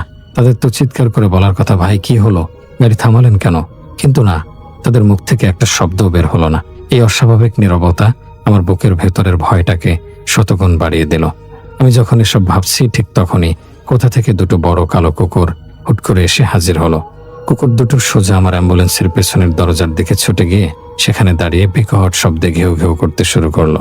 তাদের ডাকটা সাধারণ ছিল না, সেই ডাকে ছিল তীব্র আক্রোশ আর ভয়, যেন তারা অ্যাম্বুলেন্সের ভেতরে এমন কিছু দেখতে পাচ্ছে যা তাদের প্রচণ্ডভাবে উত্তেজিত করে তুলেছে। আমি কুকুর দুটোকে তাড়ানোর চেষ্টা করলাম, যা যা বলে চিৎকার করলাম, কিন্তু তারা এক চুলও নড়ল না। অনবরত পেছনের দরজার দিকে তাকিয়েই ঘেউ ঘেউ করে যাচ্ছিল। তাদের চোখগুলো অন্ধকারে জ্বলজ্বল করছিল, যা দেখে আমার গা ছমছম করে উঠল। আমি বুঝতে পারছিলাম না কি করব। গাড়িতে সমস্যা নেই, কিন্তু চলছে না। ভেতরে অদ্ভুত দুজন মানুষ, বাইরে দুটো অদ্ভুত কুকুর। আমি ভাবলাম শেষ চেষ্টা হিসেবে আরেকবার স্টার্ট দিয়ে দেখি। এইভাবে আমি ড্রাইভিং সিটে ফিরে এলাম। আমি বিসমিল্লাহ বলে চাবিতে মোচড় দিতেই ইঞ্জিনটা প্রথমবারেই গর্জন করে উঠল। আমি এক মুহূর্ত স্বস্তির নিঃশ্বাস ফেলে আর দেরি না করে সাথে সাথে গিয়ার পাল্টে আবার তীব্র গতিতে গাড়ি চালাতে শুরু করলাম। কিন্তু আমার স্বস্তি বেশিক্ষণ রইল না। সাইড ভিউ মিররে তাকাতেই আমার রক্ত হিম হয়ে গেল। আমি দেখলাম সেই কালো কুকুর দুটো তাদের সমস্ত শক্তি দিয়ে আমার অ্যাম্বুলেন্সের পেছনে পেছনে দৌড়াচ্ছে। তাদের সেই ভয়াল চিৎকার তখনও শোনা যাচ্ছে। এই দৃশ্য দেখে আমার শরীরের ভেতরটা কেমন যেন হিম হয়ে গেল। আমার মনে হতে লাগলো আমি কোনো রোগী নয়, বরং কোনো এক ভয়ঙ্কর অদৃশ্য বোঝা বহন করে নিয়ে চলেছি। আমার গাড়ির পেছনে তখনও ওই কুকুর দুটো দৌড়াচ্ছিল। তাদের একটানা ঘেউ ঘেউ শব্দ আমার কানের ভেতরটা ঝালাপালা করে দিচ্ছিল আর বুকের ভেতরের ভয়টাকে বাড়িয়ে তুলছিল। আমি স্টিয়ারিং হুইলটা আরো শক্ত করে আঁকড়ে ধরলাম। কপালে বিন্দু বিন্দু ঘাম জমেছে। যদিও রাতের বাতাসে বেশ ঠান্ডা ছিল, আমি নিজেকে বারবার বোঝাচ্ছিলাম এসব হয়তো আমার মনের ভুল। হয়তো গাড়িতে সত্যিই কোনো সমস্যা হয়েছিল আর কুকুরগুলো এমনি তাড়া করছে। কিন্তু আমার মন কিছুতেই সায় দিচ্ছিল না। পেছনের ওই অস্বাভাবিক নীরবতা আমি কিছুতেই মাথা থেকে তাড়াতে পারছিলাম না। আমি প্রাণপণে গাড়ি চালিয়ে যাচ্ছিলাম। স্পিডোমিটারে কাটা প্রায় 80-এর কাছাকাছি। আমার একটাই উদ্দেশ্য, হাসপাতাল, যেখানে পৌঁছে এই অদ্ভুত যাত্রীদের নামিয়ে দিতে পারলেই আমি বেঁচে যাই। কিন্তু আমার ভাগ্য বোধ হয় সেদিন অন্য কিছু লিখে রেখেছিল। আবারও প্রায় 10-15 মিনিট চলার পর ঠিক আগের ঘটনাটাই ঘটল। কোনো শব্দ বা ঝাঁকুনি ছাড়াই আমার অ্যাম্বুলেন্সের ইঞ্জিনটা আবার বন্ধ হয়ে গেল। হেডলাইট সহ গাড়ির সব বাতি এক মুহূর্তে নিভে গেল। চারদিকে আবার সেই নিকষ কালো অন্ধকার আর নিস্তব্ধতা। এবার আমার বিরক্তির চেয়ে রাগ হলো বেশি। মনে হলো কেউ যেন ইচ্ছে করে আমার সাথে কোনো ভয়ঙ্কর খেলা খেলছে। আজকে এই গাড়ির সব সমস্যা হওয়ার ছিল। আমি নিজের মনেই গালি দিয়ে উঠলাম। আমাকে আবারও গাড়ি থেকে নামতে হলো। ততক্ষণে সেই কুকুর দুটো ঘেউ ঘেউ করতে করতে গাড়ির কাছে এসে পড়েছে। তারা আগের মতোই অ্যাম্বুলেন্সের পেছনের দরজার দিকে মুখ করে প্রচন্ড আক্রোশে চিৎকার করতে লাগলো। আমি অবাক হয়ে ভাবলাম, এই কুকুর দুটো এতক্ষণ ধরে একটা দ্রুতগামী গাড়ির পেছনে দৌড়ে এলো কিভাবে? এটা প্রায় অসম্ভব। আমার বুকের ভেতরটা কেঁপে উঠল। এরা সাধারণ কুকুর নয়। আমি মোবাইলের ফ্ল্যাশ লাইট জ্বালিয়ে আবার ইঞ্জিন পরীক্ষা করতে লাগলাম, কিন্তু সবকিছুই স্বাভাবিক। আর ঠিক তখনই আমার মাথায় বিষয়টা আবার এলো। দ্বিতীয়বার গাড়ি বন্ধ হওয়ার পরেও পেছনের লোক দুটো একদম চুপ, তাদের কোনো প্রতিক্রিয়াই নেই। এবার আমার আর বুঝতে বাকি রইল না যে আমি কোনো সাধারণ পরিস্থিতিতে পড়িনি। আমার ধৈর্যের বাঁধ ভেঙে গেল। আমি সিদ্ধান্ত নিলাম পেছনে গিয়ে দেখতেই হবে ব্যাপারটা কি। আমার পা দুটো কাঁপছিল, কিন্তু মনের জোরে আমি নিজেকে স্থির রাখলাম। আমি ধীর পায়ে অ্যাম্বুলেন্সের পেছনের দিকে এগিয়ে গেলাম। কুকুর দুটো আমাকে দেখেও একটু নড়ল না, শুধু তাদের ঘেউ ঘেউ করার তীব্রতা আরো বেড়ে গেল। আমি পেছনের দরজার হাতলে হাত রাখতেই একটা বরফ শীতল স্রোত আমার পুরো শরীর বয়ে গেল। হাতলটা অস্বাভাবিক রকমের ঠান্ডা ছিল। এক মুহূর্তের জন্য আমি দ্বিধা করলাম, দরজাটা কি খুলবো? ভেতরে কি অপেক্ষা করছে আমার জন্য? কিন্তু আমার ভেতরের জেদ আর ভয় মিশ্রিত কৌতূহল আমাকে দরজা খুলতে বাধ্য করলো। আমি চোখ বন্ধ করে আল্লাহর নাম নিয়ে এক ঝটকায় দরজাটা খুলে ফেললাম। দরজা খোলার সাথে সাথেই একটা অদ্ভুত ঘটনা ঘটল। যে কুকুর দুটো এতক্ষণ ধরে পাগলের মতো চিৎকার করছিল, তারা বেকট একটা আর্তনাদ করে দুই দিকে ছিটকে পড়ল এবং মুহূর্তের মধ্যে অন্ধকারের মধ্যে দৌড়ে পালিয়ে গেল, যেন তারা দরজার ওপাশের দৃশ্যটা এক মুহূর্ত সহ্য করতে পারল না। আর আমি ভেতরে যা দেখলাম তা দেখার পর আমার চোখ দুটো বিস্ময়ে আর আতঙ্কে একদম ছানা বড়া হয়ে গেল। আমার হাত পা অবশ্যই আসতে লাগলো, শরীরটা যেন এক জায়গায় জমে গেল। আমার মনে হলো আমার শরীরের সমস্ত রক্ত শীতল হয়ে বরফের মতো জমাট বাঁধতে শুরু করেছে। আমি চিৎকার করার শক্তিটুকু হারিয়ে ফেললাম, কারণ অ্যাম্বুলেন্সের ভেতরে কোনো রোগী বা তার দুজন সঙ্গী ছিল না। সেখানে ছিল তিনটে লাশ, ধবধবে সাদা কাফনের কাপড়ে মোড়ানো, তিনটে নিথর দেহ একটা স্ট্রেচারের ওপর, আর বাকি দুটো দুই পাশের লম্বা সিটের ওপর শোয়ানো। অ্যাম্বুলেন্সের ভেতরের আবছা অন্ধকারেও কাফনের সাদা রংটা আমার চোখে স্পষ্ট হয়েছিল। একটা ভ্যাপসা পুরনো দিনের কবরের মতো গন্ধ আমার নাকে এসে ধাক্কা মারল। আমার স্পষ্ট মনে আছে আমি যখন রোগীটিকে তুলেছিলাম, সে একটা সাধারণ বিছানার চাদরে মোড়ানো ছিল, আর তার সাথে ছিল দুজন জীবিত লোক। তাহলে এখন এই 3টি কাফনে মোড়ানো লাশ ভেতরে কিভাবে এলো? সেই লোক দুটোই বা কোথায় গেল? এই অসম্ভব আর অবাস্তব দৃশ্য আমি কিছুতেই মেলাতে পারছিলাম না। আমার মনে হচ্ছিল আমি কোনো ভয়ঙ্কর দুঃস্বপ্ন দেখছি। আমি কয়েকবার চোখের পাতা ফেললাম, ভাবলাম হয়তো এটা আমার চোখের ভুল, কিন্তু না, দৃশ্যটা একই রকম রয়ে গেল। আমার পা দুটো যেন রাস্তার সাথে গেঁথে গেছে। আমি নড়তেও পারছিলাম না, আবার দরজাটা বন্ধ করার সাহসও পাচ্ছিলাম না। খুব কষ্টে আমি ঘাড় ঘুরিয়ে এদিক ওদিক তাকালাম। অনেক দূর থেকে যেন কুকুরগুলো ভীত আর্তনাদের শব্দ ভেসে আসছিল। ভয়ে আমার সারা শরীর থরথর করে কাঁপতে শুরু করলো। দাঁতে দাঁত লেগে ঠক ঠক শব্দ হচ্ছিল। আমি বুঝতে পারলাম আমি কোনো মানবীয় বিপদে পড়িনি। আমি এমন কিছুর পাল্লায় পড়েছি যা এই পৃথিবীর নয়। কয়েক মুহূর্তের জন্য আমার মনে হয়েছিল আমার হৃৎপিণ্ডটা বুঝি আর চলছে না। শরীরের সমস্ত রক্ত চলাচল বন্ধ হয়ে গেছে।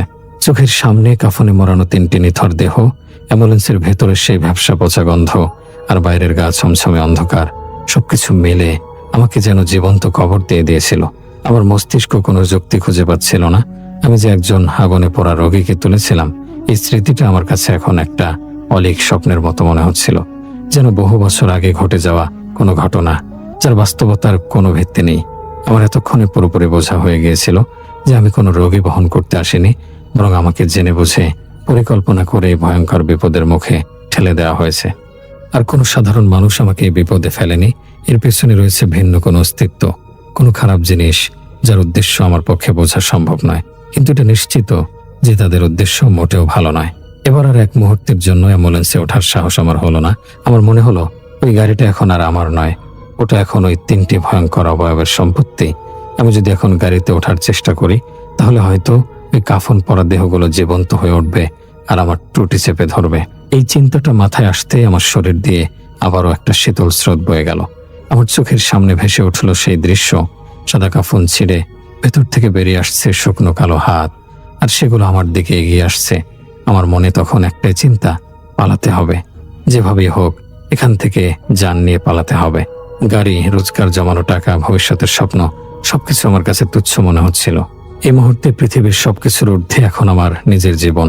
আমি ভাবলাম কোনো রকমে আজ রাতটা বাঁচতে পারলে পরে পুলিশের সাহায্য নিয়ে গাড়ি উদ্ধার করা যাবে। যদি আমার মন বলছিল পুলিশ এসেও হয়তো এখানে অস্বাভাবিক কিছু খুঁজে পাবে না। হয়তো তারা এসে দেখবে অ্যাম্বুলেন্সটা খালি পড়ে আছে, ভেতরে কিচ্ছু নেই, আর আমার কথা কেউ বিশ্বাস করবে না, আমাকে পাগল ভাববে। কিন্তু সেসব পরের চিন্তা, এখন বাঁচতে হবে এই ভেবে আমি আর পেছনের দিকে না তাকিয়ে কোনো রকমে টলতে টলতে সামনের ড্রাইভিং সিটের দরজার কাছে গেলাম। আর পা দুটো যেন আমার নিজের ছিল না, অন্য কারো পা দিয়ে আমি হাঁটছিলাম। দরজাটা খোলাই ছিল। আমি কাঁপা কাঁপা হাতে ভেতরে ঝুঁকে ইগনিশন থেকে অ্যাম্বুলেন্সের চাবিটা বের করে নিলাম। আমার হাত এতটাই কাঁপছিল যে প্রথমবারে আমি চাবিটা ধরতেই পারলাম না। ওটা নিচে পড়ে গেল। আমি নিচে হয়ে সেটা তুলে নিলাম। চাবিটা আমার কাছে তখন শুধু একটা গাড়ির চাবি ছিল না, ছিল আমার পেশা, আমার রোজগারের প্রতীক, যা আমি এভাবে ফেলে যেতে পারছিলাম না। কিন্তু একই সাথে এই চাবিটাই যেন ছিল সব অঘটনের মূল। আমি চাবিটা শক্ত করে মুঠোয় ধরে এক মুহূর্ত আর অপেক্ষা করলাম না। পেছন ফিরে তাকানোর সাহস আমার হলো না। আমি চাবিটা প্যান্টের পকেটে ঢুকে উল্টো দিকে, অর্থাৎ যেদিক থেকে আমি এসেছিলাম সেদিকে সমস্ত শক্তি দিয়ে দৌড়াতে শুরু করলাম। আমার পায়ে স্যান্ডেল, গায়ে বোতাম খোলা একটা শার্ট। আমি কিছুই পরোয়া করলাম না। আমার পা দুটো যেন নিজের ইচ্ছায় চলতে শুরু করলো। যুক্তি, বুদ্ধি, বিবেচনা সব কিছুকে ছাপিয়ে আমার শরীরের ভেতরকার আদিম সত্তাটা জেগে উঠেছিল, যার একটাই কাজ ছিল বাঁচা। আমি দৌড়ালাম। আমার খালি পায়ের স্যান্ডেল রাস্তার পিছের সাথে বাড়ি খেয়ে চটাস চটাস শব্দ করছিল, আর সেই শব্দই ছিল রাতের নিস্তব্ধতায় আমার একমাত্র সঙ্গী। আমার মনে হচ্ছিল ওই 3টি অবয়ব হয়তো এখনই গাড়ি থেকে নেমে আমাকে তাড়া করবে। এই ভয়ে আমি একেবারের জন্য পেছনে ফিরে তাকানোর সাহস করিনি। আমার ফুসফুস দুটো যেন ফেটে যাচ্ছিল, নিঃশ্বাস বন্ধ হয়ে আসছিল, শরীর আর চলছিল না। দৌড়াতে দৌড়াতে আমার মনে হচ্ছিল আমার পায়ের নিচের মাটি কাঁপছে। প্রায় মিনিট 5 একটানা দৌড়ানোর পর আমি আর পারছিলাম না। আমার বুকের ভেতরে যেন আগুন জ্বলছিল, পায়ের পেশিগুলো ছেড়ে যাচ্ছিল ব্যথায়। একটু জিরিয়ে নেওয়ার জন্য আমি রাস্তার পাশের একটা বড় বট গাছের আড়ালে গিয়ে দাঁড়ালাম। গাছের বিশাল গুড়িতে পিঠ ঠেকিয়ে আমি হাঁটুতে হাত রেখে হাঁপাতে লাগলাম। আমার গলা শুকিয়ে কাঠ। এক ফোঁটা পানির জন্য আমার ভেতরটা ছটফট করছিল। আমার চোখের সামনে আমার স্ত্রী আর সন্তানদের মুখ ভেসে উঠছিল। আমি কি আর তাদের কাছে ফিরতে পারবো না? এই ভাবনাটা আমাকে আরো বেশি দুর্বল করে দিচ্ছিল। আমি কি এখানে মারা যাব? এই নির্জন রাস্তায় আমার লাশটা পড়ে থাকবে? কয়েক মুহূর্ত বিশ্রাম নেওয়ার পর মনের ভয়টাকে কিছুটা চেপে রেখে আমি যখন আমার ফেলে আসা অ্যাম্বুলেন্সটার দিকে তাকালাম, তখন যে দৃশ্য আমি দেখলাম তাতে আমার শরীরের শেষ রক্তবিন্দুও যেন হিম হয়ে গেল। আমার চোখ দুটো আতঙ্কে বিস্ফারিত হলো।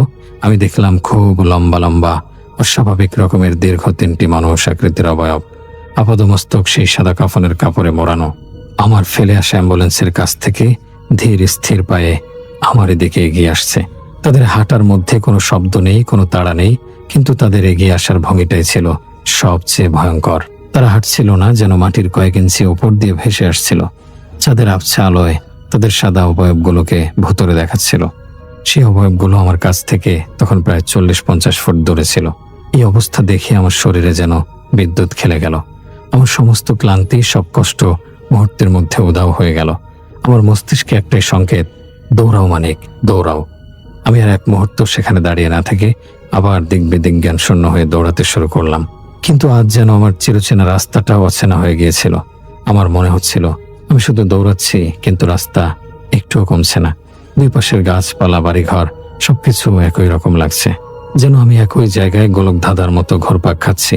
এই ভৌতিক অনুভূতি আমাকে আরো বেশি দুর্বল করে দিচ্ছিল। প্রাণ বাঁচানোর জন্য আমি মরিয়া হয়ে একবার দুপাশের বাড়িগুলোর মেন গেটে ধাক্কা দিলাম। একটা বাড়ির গেট ধরে আমি পাগলের মতো ঝাঁকাতে লাগলাম। চিৎকার করে ডাকার চেষ্টা করলাম, কেউ আছেন? দয়া করে দরজা খুলুন, আমাকে বাঁচান। কিন্তু এত রাতে কেউ আমার ডাকে সাড়া দিল না। হয়তো আমার গলা দিয়ে কোনো আওয়াজই বের হচ্ছিল না, অথবা বের হলেও সেটা ছিল খুবই ক্ষীণ। একটা বাড়ির দোতলার জানালায় আমি এক মুহূর্তের জন্য আলোর ঝলকানি দেখেছিলাম। আমার মনে আশা জেগেছিল। আমি আরো জোরে গেটে ধাক্কা দিলাম, কিন্তু পর মুহূর্তে আলোটা নিভে গেল। আমার সব আশা শেষ হয়ে গেল। দুটো বাড়িতে ব্যর্থ চেষ্টার পর আমি বুঝলাম এভাবে কোনো লাভ হবে না। আমাকে নিজের চেষ্টাতেই বাঁচতে হবে। উপায়ন্তর না দেখে আমি অনবরত দৌড়াচ্ছিলাম। দৌড়াতে দৌড়াতে এক পর্যায়ে আমি হোঁচট খেয়ে রাস্তার উপর মুখ থুবড়ে পড়লাম। কোনো একটা আলগা ইটের সাথে আমার পা বেঁধে গিয়েছিল। আমার হাঁটু আর কোনো চলে গিয়ে জ্বালা করতে লাগলো। আমি হন্তদন্ত করে উঠে দাঁড়ানোর চেষ্টা করলাম, আর ঠিক তখনই আমি শুনতে পেলাম সেই ভয়ঙ্কর শব্দটা, আমার নিজের অ্যাম্বুলেন্সের হুইসেল বা সাইরেনের আওয়াজ। কিন্তু এই পরিচিত আওয়াজ শুনে আমার মনে এতটুকু স্বস্তি এলো না, বরং আমার ভয় 1000 গুণ বেড়ে গেল। কারণ আমি ভালো করে জানি যে আমার অ্যাম্বুলেন্সটা আমি বেশ কিছুটা দূরে ফেলে এসেছি। আর তার চেয়েও বড় কথা, গাড়ির চাবিটা এখনো আমার পকেটেই আছে। তাহলে অ্যাম্বুলেন্সটা চালাচ্ছে কে? কে বাজাচ্ছে ওই সাইরেন? আমার কি মতিভ্রম হচ্ছে? আমি কি পাগল হয়ে যাচ্ছি? এই চিন্তাটা মাথায় আসতেই আমি অনুভব করলাম যেন আমার পায়ের নিচের মাটি থরথর করে কাঁপছে। সাইরেনের শব্দটা ক্রমশ তীব্র থেকে তীব্রতর হচ্ছে, যেন অ্যাম্বুলেন্সটা প্রচন্ড গতিতে আমার দিকেই ছুটে আসছে। আমার দৌড়ানোর মতো আর শক্তি বাকি ছিল না। শরীরটা যেন অবশ হয়ে আসছিল, কিন্তু প্রাণ বাঁচাতে হলে কিছু একটা তো করতেই হবে। আমি মরিয়া হয়ে এদিক ওদিক তাকাতে লাগলাম। আর তখনই আমার চোখে পড়ল রাস্তার এক কোনায় রাখা একটা টিনের বড় ময়লার গাড়ি, পৌরসভার বিশাল কন্টেইনার। সেটা ছিল আমার একমাত্র আশ্রয়। আমি আর কোনো কিছু না ভেবে শেষ শক্তিটুকু এক করে দৌড়ে গিয়ে সে বিশাল ময়লার গাড়িটার ভেতরে ঢুকে পড়লাম। দুর্গন্ধ আর আবর্জনার মধ্যে আমি কোনো মতে নিজেকে লুকিয়ে ফেললাম। আমার সারা শরীর কাঁপছিল, কিন্তু আমি জানতাম আপাতত এর চেয়ে নিরাপদ জায়গা আমার জন্য আর নেই। আমি ভেতরে ঢুকে ঢাকনাটা হালকা করে চাপিয়ে দিলাম আর অপেক্ষা করতে লাগলাম আমার পরিণতির জন্য। ময়লার গাড়ির ভেতরের দুর্গন্ধটা ছিল অসহনীয়। পচা সবজি, উচ্ছিষ্ট খাবার আর নানা রকম আবর্জনার তীব্র গন্ধ আমার নাকে এসে ধাক্কা মারছিল। আমার বমি পাচ্ছিল, কিন্তু আমি মুখ চেপে ধরে নিজেকে সামলে নিলাম। এখন শব্দ করা মানেই মৃত্যুকে ডেকে আনা।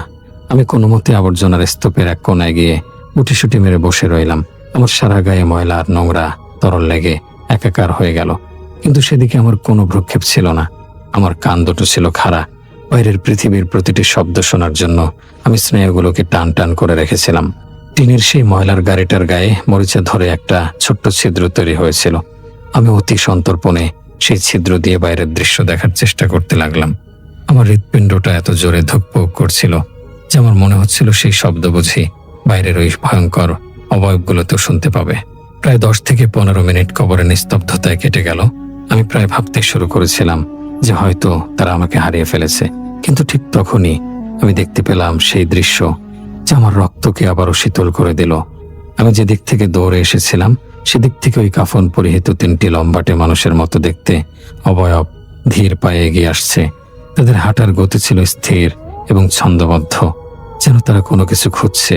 সাথে সাথে আমি শুনতে পেলাম তারা হয়তো নিজেদের মধ্যে কিছু বলাবলি করছে, কিন্তু তাদের আওয়াজটা ছিল অদ্ভুত, মানুষের ভাষার মতো নয়, এক ধরনের ফ্যাসফেসে বায়বীয় শব্দ, যার কোনো অর্থ আমি বুঝতে পারলাম না।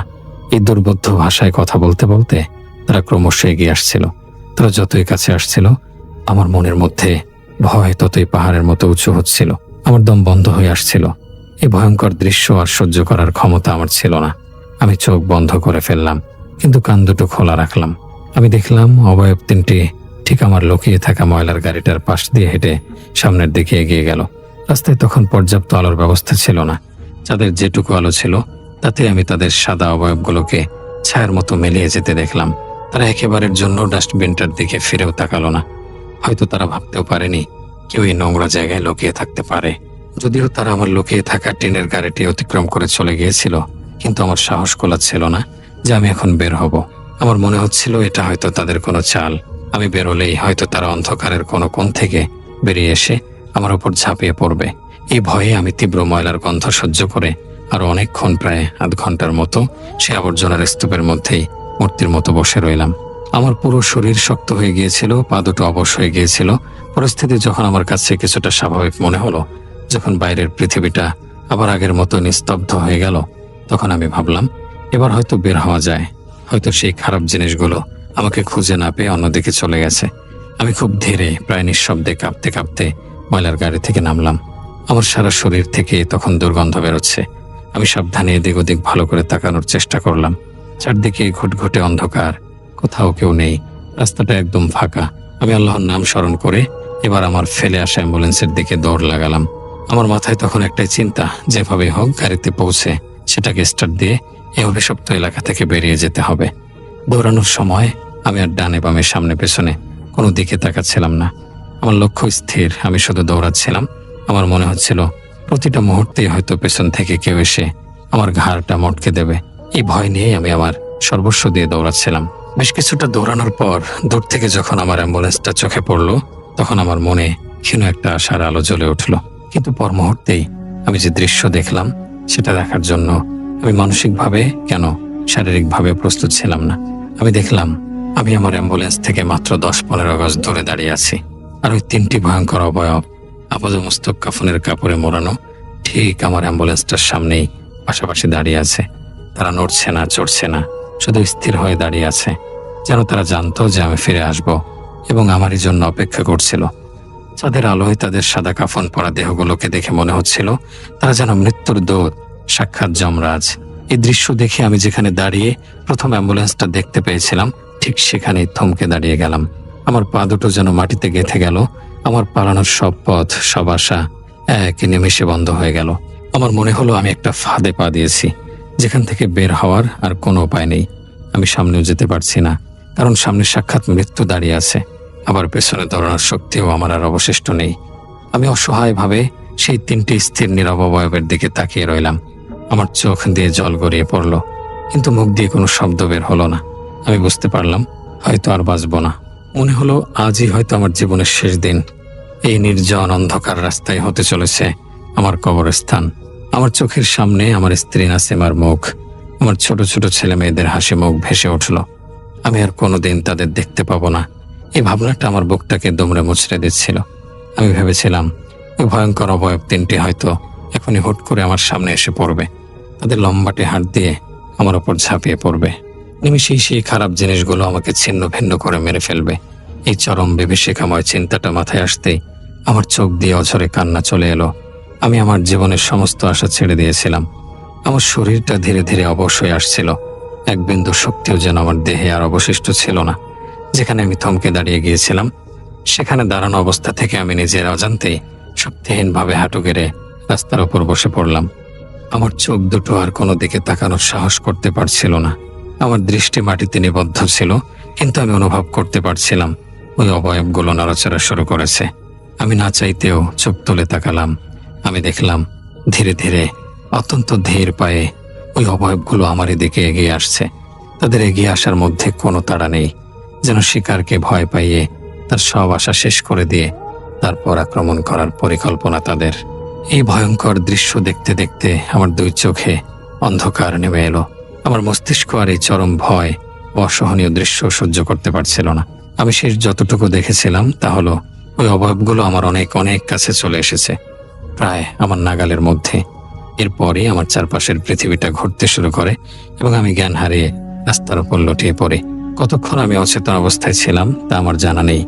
যখন আমার জ্ঞান ফিরল তখন আমি নিজেকে আবিষ্কার করলাম আমার নিজের বাড়ির নিজের চেনা বিছানায়। ভোরের আলো জানালা দিয়ে ঘরে প্রবেশ করছে। আমার স্ত্রী নাসিমা উদ্বিগ্ন মুখে আমার পাশে বসে আছে আর কপালে ভেজা কাপড় বুলিয়ে দিচ্ছে। আমি প্রথমে কিছুই বুঝতে পারলাম না। আমার মনে হলো আমি হয়তো কোনো ভয়ঙ্কর দুঃস্বপ্ন দেখেছি, কিন্তু আমার সারা শরীরে তীব্র ব্যথা, গায়ে লেগে থাকা ময়লার দুর্গন্ধ আর কাপড়ের নোংরা অবস্থা আমাকে মনে করিয়ে দিল যা ঘটেছে তার স্বপ্ন ছিল না, ছিল এক কঠিন ভয়ঙ্কর বাস্তবতা। জ্ঞান ফিরতেই নাসিম আমাকে প্রায় জড়িয়ে ধরে কেঁদে ফেললো। ও কাঁপা কাঁপা গলায় জিজ্ঞাসা করলো, কি হয়েছিল তোমার? তোমার এই অবস্থা কে করেছে? কোথায় ছিলে তুমি সারা রাত? আমার গলা শুকিয়ে কাঠ হয়ে গিয়েছিল। আমি ঢোক গিলে অতি কষ্টে ওকে গত রাতের সমস্ত ঘটনা খুলে বললাম। সেই মধ্যরাতের ফোন কল থেকে শুরু করে 3টি কাফনে মোড়ানো লাশ দেখা, দৌড়ে পালানো এবং শেষে ওই ভয়ঙ্কর অবয়বগুলোর মুখোমুখি হওয়া পর্যন্ত সবকিছু আমি বর্ণনা করলাম। আমার স্ত্রী অবিশ্বাস্য অলৌকিক ঘটনা শুনে ভয়ে মাথায় হাত দিয়ে বসে পড়ল। তার মুখটা ফ্যাকাশে হয়ে গেল। এরপর নাসিমা যা বলল তা শুনে আমি আরো অবাক হলাম। নাসিমা জানালো রাত 3টার দিকে ওর মোবাইলে একটা অচেনা নম্বর থেকে কল আসে। ফোনের ওপাশ থেকে এক ব্যক্তি জানায় যে আমি আমার অ্যাম্বুলেন্স থেকে বেশ কিছুটা দূরে রাস্তার উপর জ্ঞান হারিয়ে পড়েছিলাম। তারা আমাকে দেখতে পেয়ে আমার পকেট থেকে মোবাইল বের করে পরিবারের নম্বরে ফোন দিয়েছে। এই খবর পেয়ে নাসিমা প্রচন্ড ভয় পেয়ে যায় এবং সাথে সাথে পাশের বাড়ির এক ভাইকে ডেকে নিয়ে সিএনজি করে সেই ঠিকানা যায়। সেখানে গিয়ে তারা দেখে আমি সত্যি রাস্তার উপর অচেতন অবস্থায় পড়ে আছি আর অ্যাম্বুলেন্সটা কিছুটা দূরে দাঁড়িয়ে আছে। তারা ধরাধরি করে আমাকে বাড়ি নিয়ে আসে। আমি এই কথা শুনে ওকে বললাম, তুমি কল্পনাও করতে পারবে না, আমি ভেবেছিলাম আমি আজ মরে যাব। আল্লাহই আমাকে বাঁচিয়েছেন। আমরা দুজনে সৃষ্টিকর্তার দরবারে লাখো কোটি শুকরিয়া আদায় করলাম, কারণ এমন ভয়ঙ্কর পরিস্থিতি থেকে বেঁচে ফেরাটা এক অলৌকিক ঘটনার চেয়ে কম কিছু নয়। পরের দিন থেকেই আমার শরীর খুব খারাপ হয়ে পড়ল। প্রচন্ড জ্বর আর সারা শরীরে তীব্র ব্যথা শুরু হলো। ব্যথায় আমার হাড়ের ভেতর পর্যন্ত টনটন করছিল। মনে হচ্ছিল কেউ যেন আমাকে প্রচন্ড মেরেছে। প্রায় মাসখানেক আমি অসুস্থ অবস্থায় বিছানায় পড়ে রইলাম। চিকিৎসা আর সেবা যত্নের পর আমি ধীরে ধীরে একটু একটু করে সুস্থ হয়ে উঠলাম। শারীরিকভাবে সুস্থ হলেও মানসিকভাবে আমি আর কখনোই আগের মতো হতে পারলাম না।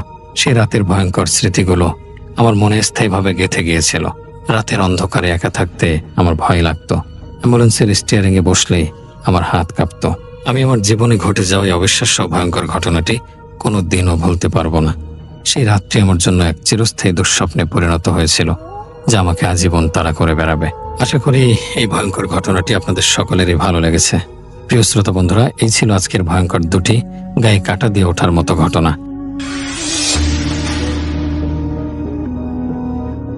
রাইসুল ইসলাম এবং তিনি ঢাকা শহরের একজন বাসিন্দা। বলতে পারা যায় যে খুব সাধারণভাবে তিনি খুবই ওই এলাকার খুবই নামকরা একজন বাসিন্দা এবং বহুদিন যাবৎ সেখানে বসবাস করছিলেন। তার বাসাটা ছিল 5 তলা এবং নিজের বাবার গড়া বাড়ি আর কি। তো সেই 5 তলা তার বাবা করার পরে তার বাবা 1993 সালে মৃত্যুবরণ করেন এবং মৃত্যুবরণ করার পরে তিনি এই বাড়ির মধ্যে অনেকদিন ছিলেন।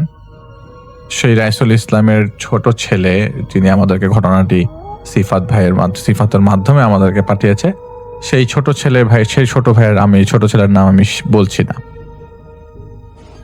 তো উনি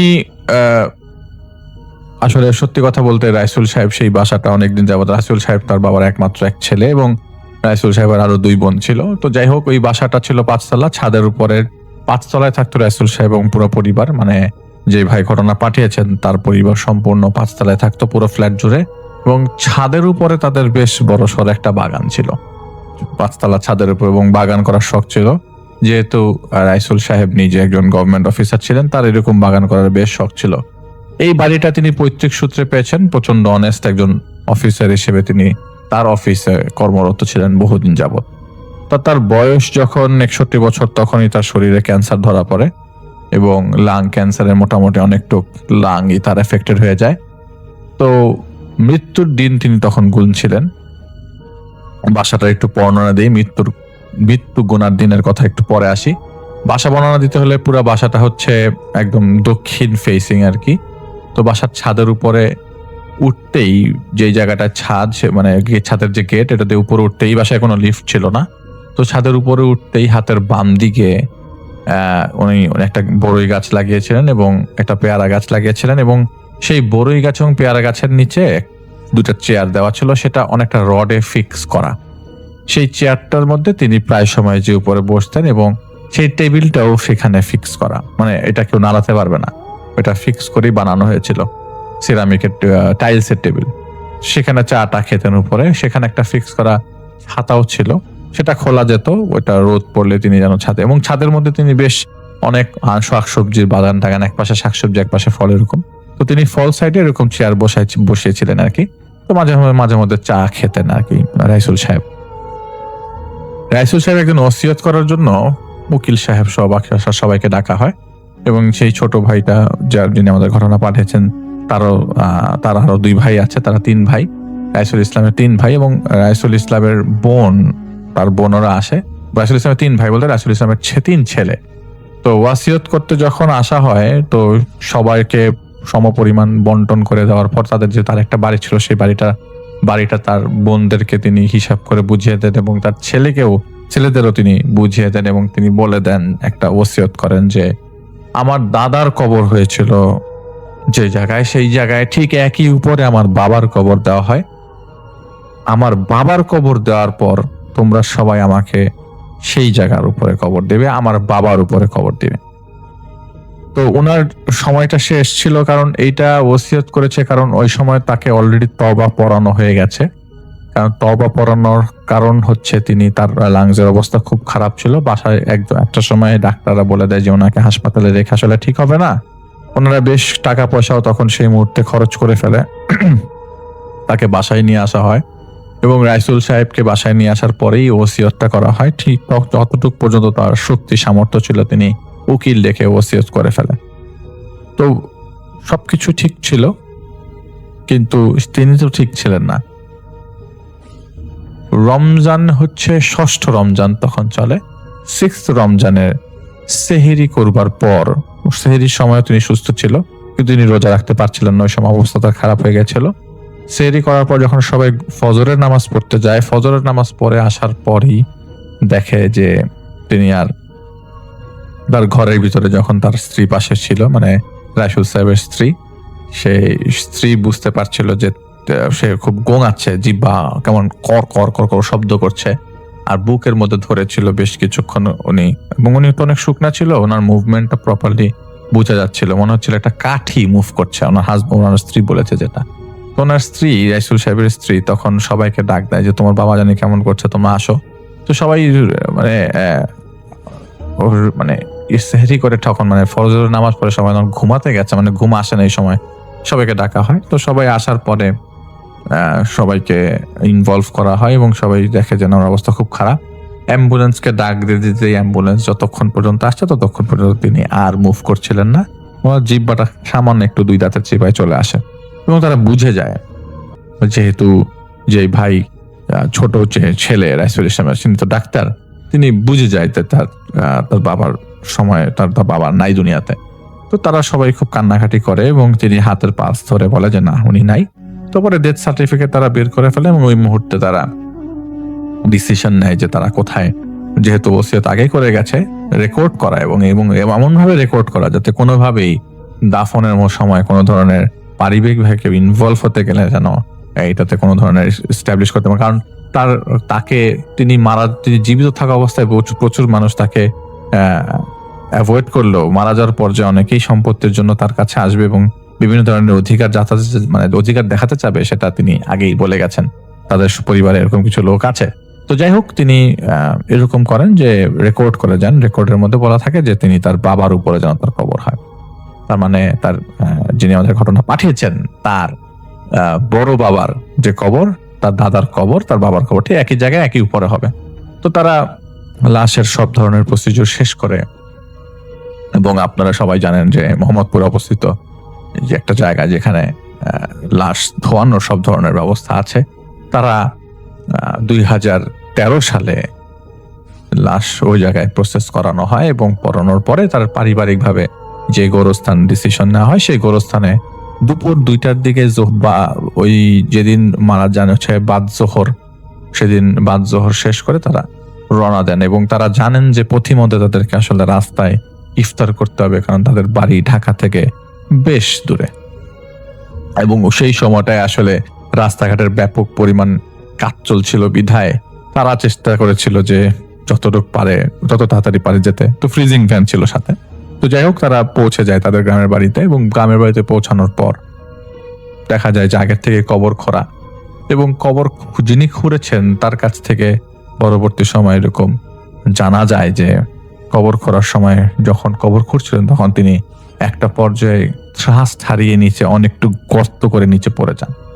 নিচে প্রচুর হাড়গোড় তোলেন এবং সেই হাড়গোড়গুলো তারা আলাদা করে টুকরির মধ্যে রেখেছিলেন এবং পারিবারিকভাবে সবার সম্মতি নিয়ে সেই হাড়গুলোকে পরে নতুন করে পাশের একটি নতুন করে কবর করে দাফন করা হয়। এই হাড়গোড়গুলো তার দাদার এবং বাবার ছিল এবং সেখানে বহু কিছু পাওয়া যায়, যেসব জিনিসগুলো তারা সেই টুকরির ভিতরে করেই দাফন করে ফেলে। কিন্তু কিছু জিনিসের কথা আমি পরবর্তী সময় বলবো। তো যাই হোক, তার বাবাকে যেখানে 3.5 হাতের কবর দেওয়ার কথা ছিল, যেহেতু আগেও 2টা কবর হয়েছে সেই কারণে অনেক নিচে গর্ত করে মাটি ফেলে একটা সার্টেন পজিশনে, তখন এই কবরটা একদম নতুন এবং ওই কবরের পাশ দিয়েই ওই সেই হাড়গোড়গুলা কিছু থুবড়া করে কিছু জিনিস একবারে স্তূপ করে সে জায়গায় কবর দেওয়া হয়। তো তার বাবার কবর দেওয়া কমপ্লিট হয়। কমপ্লিট করার পর তারা ওদিন রাতের বেলা সেহেরি ইফতার করে ইফতার রাস্তায় হয়েছিল। তারা আবার ঢাকায় এসে ফজরের নামাজ পড়বে এরকম প্ল্যান করে, কারণ ওখানে থাকার মতো পরিস্থিতি ছিল না। তো তারা রওনা দিয়ে ঢাকার দিকের উদ্দেশ্যে রওনা দিয়ে দেয়। দাফন করতে করতে রাত্রে 11:30 বাজে জানাজা পড়ে এবং তারা ঢাকার উদ্দেশ্যে রওনা দিয়ে দেয় এবং চিন্তা করে যে হয়তো রাত্রে রাস্তার মধ্যেই সেহরি করতে হবে। রাস্তায় যখন তারা সেহরি করতে যাবে এবং এমন সময় রাস্তার মধ্যে তাদের আসলে ফ্রিজিং ভ্যানটা তো তারা ওই মুহূর্তেই ছেড়ে দেয়, কিন্তু তাদের আসার পথে 3টা মাইক্রোবাস ছিল, তাদের ফ্যামিলির 3টা মাইক্রোবাস এবং তাদের নিজেদের 2টো প্রাইভেট কার। মোটামুটি বেশ মানুষজন ঢাকা থেকে লাশ নিয়ে গ্রামের বাড়িতে গিয়েছিল। তো তারা যখন ব্যাক করার সময় রাস্তাতে তাদের যেই রাস্তা দিয়ে তারা ঢোকে সেই রাস্তাতেই রাস্তা খালি, কোনো একটা জায়গায় গাছ পড়ে আছে, আবার ব্যাক করে আবারও রাস্তা দিয়ে ঘুরে আসে এবং আরেক জায়গায় আসার পর দেখে যে সে জায়গাও গাছ ভাঙা। একই সাথে সবগুলো গাড়ি ছিল, একই সাথে সবগুলো গাড়ি আটকা পড়ে, আবারও গাছ ভাঙা এরকম করার পরে 3টা রাস্তা তারা অল্টারনেট করে ঢাকায় আসবার চেষ্টা করে, কিন্তু কোনোভাবেই তারা 3টা রাস্তা ধরে ঢাকায় আসতে পারছিল না এবং তারা ঠিকই আবার ব্যাক করে সেহরি খায় যেই তাদের গ্রামের বাড়িতে আসতে পারে না ঢাকাতে। তো সেহরি খেয়ে তারা ওই দিন রাতের বেলা ওখানে হোল্ড করে পরের দিন সকালবেলা তারা রওনা দেয় ঢাকায়। ঢাকায় চলে আসে। তো দাফনের 4 দিন পর তার অনুষ্ঠান হয়। আশেপাশের বেশ মানুষজনকে দাওয়াত করে খাওয়ানো হয় গ্রামের বাড়িতে। প্রায় আবার তারা ফেরত আসে। গ্রামের বাড়িতে ফেরত আসার পরে প্রায় 8-9টা গরু জবাই করে বিশাল বড় সড়ো আয়োজন করে গ্রামের সবাইকে খাইয়ে আবার তারা ব্যাক করে। ওইবারও যখন ব্যাক করে আসার পথে এরকম বড় বড় গাছের গুড়ি পড়ে 3 জায়গায় 3 রাস্তা, একইভাবে 3টা অল্টারনেট রাস্তা ছিল, এটা ছাড়া আসা যায় না। এরপরে অনেক দূর ঘুরে আসতে হবে, সেই জায়গাটাও আবার বেশি ঝামেলা, আরো 4-5 ঘন্টা এক্সট্রা লাগবে। তো যেই 3টা রাস্তা অল্টারনেট করে আসা যায় সেই 3টা রাস্তাতে যত পারে তারা গেছে। রাত্রে 12টার পরে এরকম ঝামেলা, গাছের গুড়ি পড়া। তো তারা চেষ্টা করেছে সন্ধ্যার মধ্যে রওনা দিতে, কোনো না কোনো সার্কামস্টেন্স তাদেরকে আসলে দেরি করিয়েছে। কোনো না কোনো সার্কামস্টেন্স, হয়তো কোনো মহিলা মানুষ আটকে আছে, তারা কথা বলছে আসতে পারছে না, বা কোনো একটা ঝামেলা তাদের পারিবারিক ভাবে ছিল। তো তার পরের দিন আবারও সেই সেহরি করে, সম্ভবত এটা সেবার তখন সম্ভবত হয়তো বা 10ই রমজান অথবা 11ই রমজান পরে বলেছে যে প্রথম 10টা রমজান ক্রস করার পরে এই ঝামেলাগুলো হয়। পরে তারা ব্যাক করে। ঈদের 15 থেকে 20 দিন পর হঠাৎ করে রাতের বেলা তার ছোট ছেলের তখন পরীক্ষা চলছে, তিনি তখন ডাক্তারে শেষ করে তিনি বেশি পরীক্ষা চলছে বলতে হচ্ছে অ্যাডমিশন টেস্ট, হায়ার এডুকেশনের জন্য, ডাক্তারি হায়ার এডুকেশনের জন্য তিনি পড়াশোনা করছিল। BCS এর পরীক্ষাও ছিল, সব মিলে তিনি বেশ পড়াশোনার মধ্যে ছিলেন। তো ছোট ছেলেটা হঠাৎ করে রাত্রেবেলা পড়তে ছাদের উপর থেকে, এবং যেই কর্নারটাতে বড়ই গাছটা ছিল এবং বড়ই গাছটা আর পেয়ারা গাছটা ছিল বড় ড্রামে, সেই কর্নার ঠিক বরাবর রুমটাতে থাকতে হচ্ছে তার ছোট ছেলে, তখনও পর্যন্ত বিয়ে করে নাই। তো ছোট ছেলেটা, যিনি আমাদের ঘটনা পাঠিয়েছেন সিফাতের মাধ্যমে, সেই ছোট ভাই বেশ জোরে সোরে হু হু হু হু করে গোঙানির শব্দ পাচ্ছে তার বরাবর রুমের উপর থেকে। রাত তখন 1টার বেশি। তো টেকনোলজিক্যালি তো আমরা বেশ অ্যাডভান্স 2013-14 দিকে। তো তিনি কি করলেন, আচ্ছা ছাদের উপরে কে কান্না করবে, আর তাদের বাসাটা 5 তলা, তো তাদের ছাদে সাধারণ ভাড়াটিয়ারা উঠতে পারতো না, কারণ খুব পারমিশন ছাড়া সাধারণ ভাড়াটিদের ওঠার নিয়ম ছিল না, কারণ তাদের যে মেইন 5 তলার গেটটা ছিল সেটাতে তালা দেওয়া থাকতো, কেউ চাইলে উপরে উঠতে পারতো না। তাদের কাছ থেকে তারা চাবি নিয়ে পারমিশন নিয়ে ছাদে উঠতে হতো যদি কেউ উঠতে চেত। আর রাত 10টার পরে সেই গেট তো পার্মানেন্টলি বন্ধ। ছাদে ওঠার জন্য উঠা যেত, তাদের কাছ থেকে চাবি নিয়ে ছাদে গেট খুলতে হতো, কিন্তু রাত 10টার পর তাদের সেই সিঁড়ির কামরার গেটটা, গ্রিলের গেট, সেটা বন্ধ করে দিত তারা, সেটা কেউ 10টার পরে ছাদে উঠতে না পারে। তো রাত তখন 1টা বাজে, ছাদে ওঠার তো কোনো চান্সই নাই। সে দরজাটা খুলে তাদের যে মেইন করিডোরের সামনে যে সিঁড়ির কামরার গেটটা, যেটা মেইন গেট, যেটাতে ছাদে নিচ থেকে কেউ ছাদে উঠতে পারবে, সেই গেটটা তো চেক করে যে সেটাতে তালা দেওয়া। তিনি আবার তার রুমে যান, তাহলে হু হু করে কাঁদছে কে। ওই মুহূর্তে যেই শব্দে কান্নাটা আসছে, সেই শব্দটা দেখে মনে হচ্ছিল যে, শুনে মনে হচ্ছিল যে একটা কোনো মহিলা মানুষ কান্না করছে, কিন্তু বাসায় তো ওই মুহূর্তে কোনো মহিলা মানুষ ছিল না। তারা 3 ভাই, তার মা, তিনি তার মার রুমে যে উকি মারে, উকি দেয়, দেখে যে তার মা তো ঘুমাচ্ছে।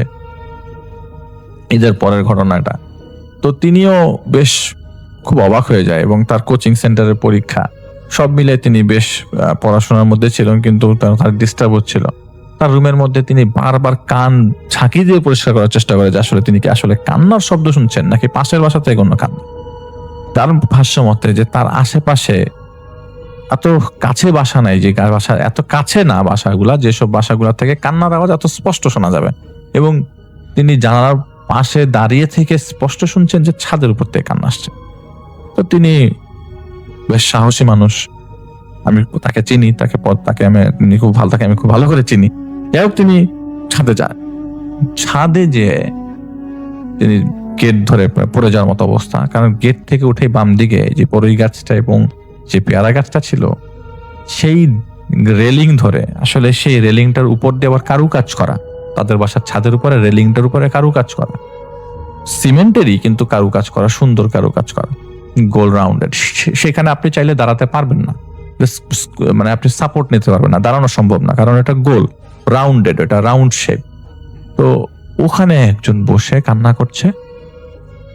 শেপ এবং মানুষটার চেহারা, সুরত দূর থেকে যতটুকু মনে হচ্ছে ছাদের আলো, ছাদে উঠে তিনি লাইট জ্বালালেন, ওই আলোটা সেই জায়গা পর্যন্ত যায়, এবং তিনি পরিষ্কার তার বাবাকে দেখতে পান ছাদের উপরে কান্না করছে।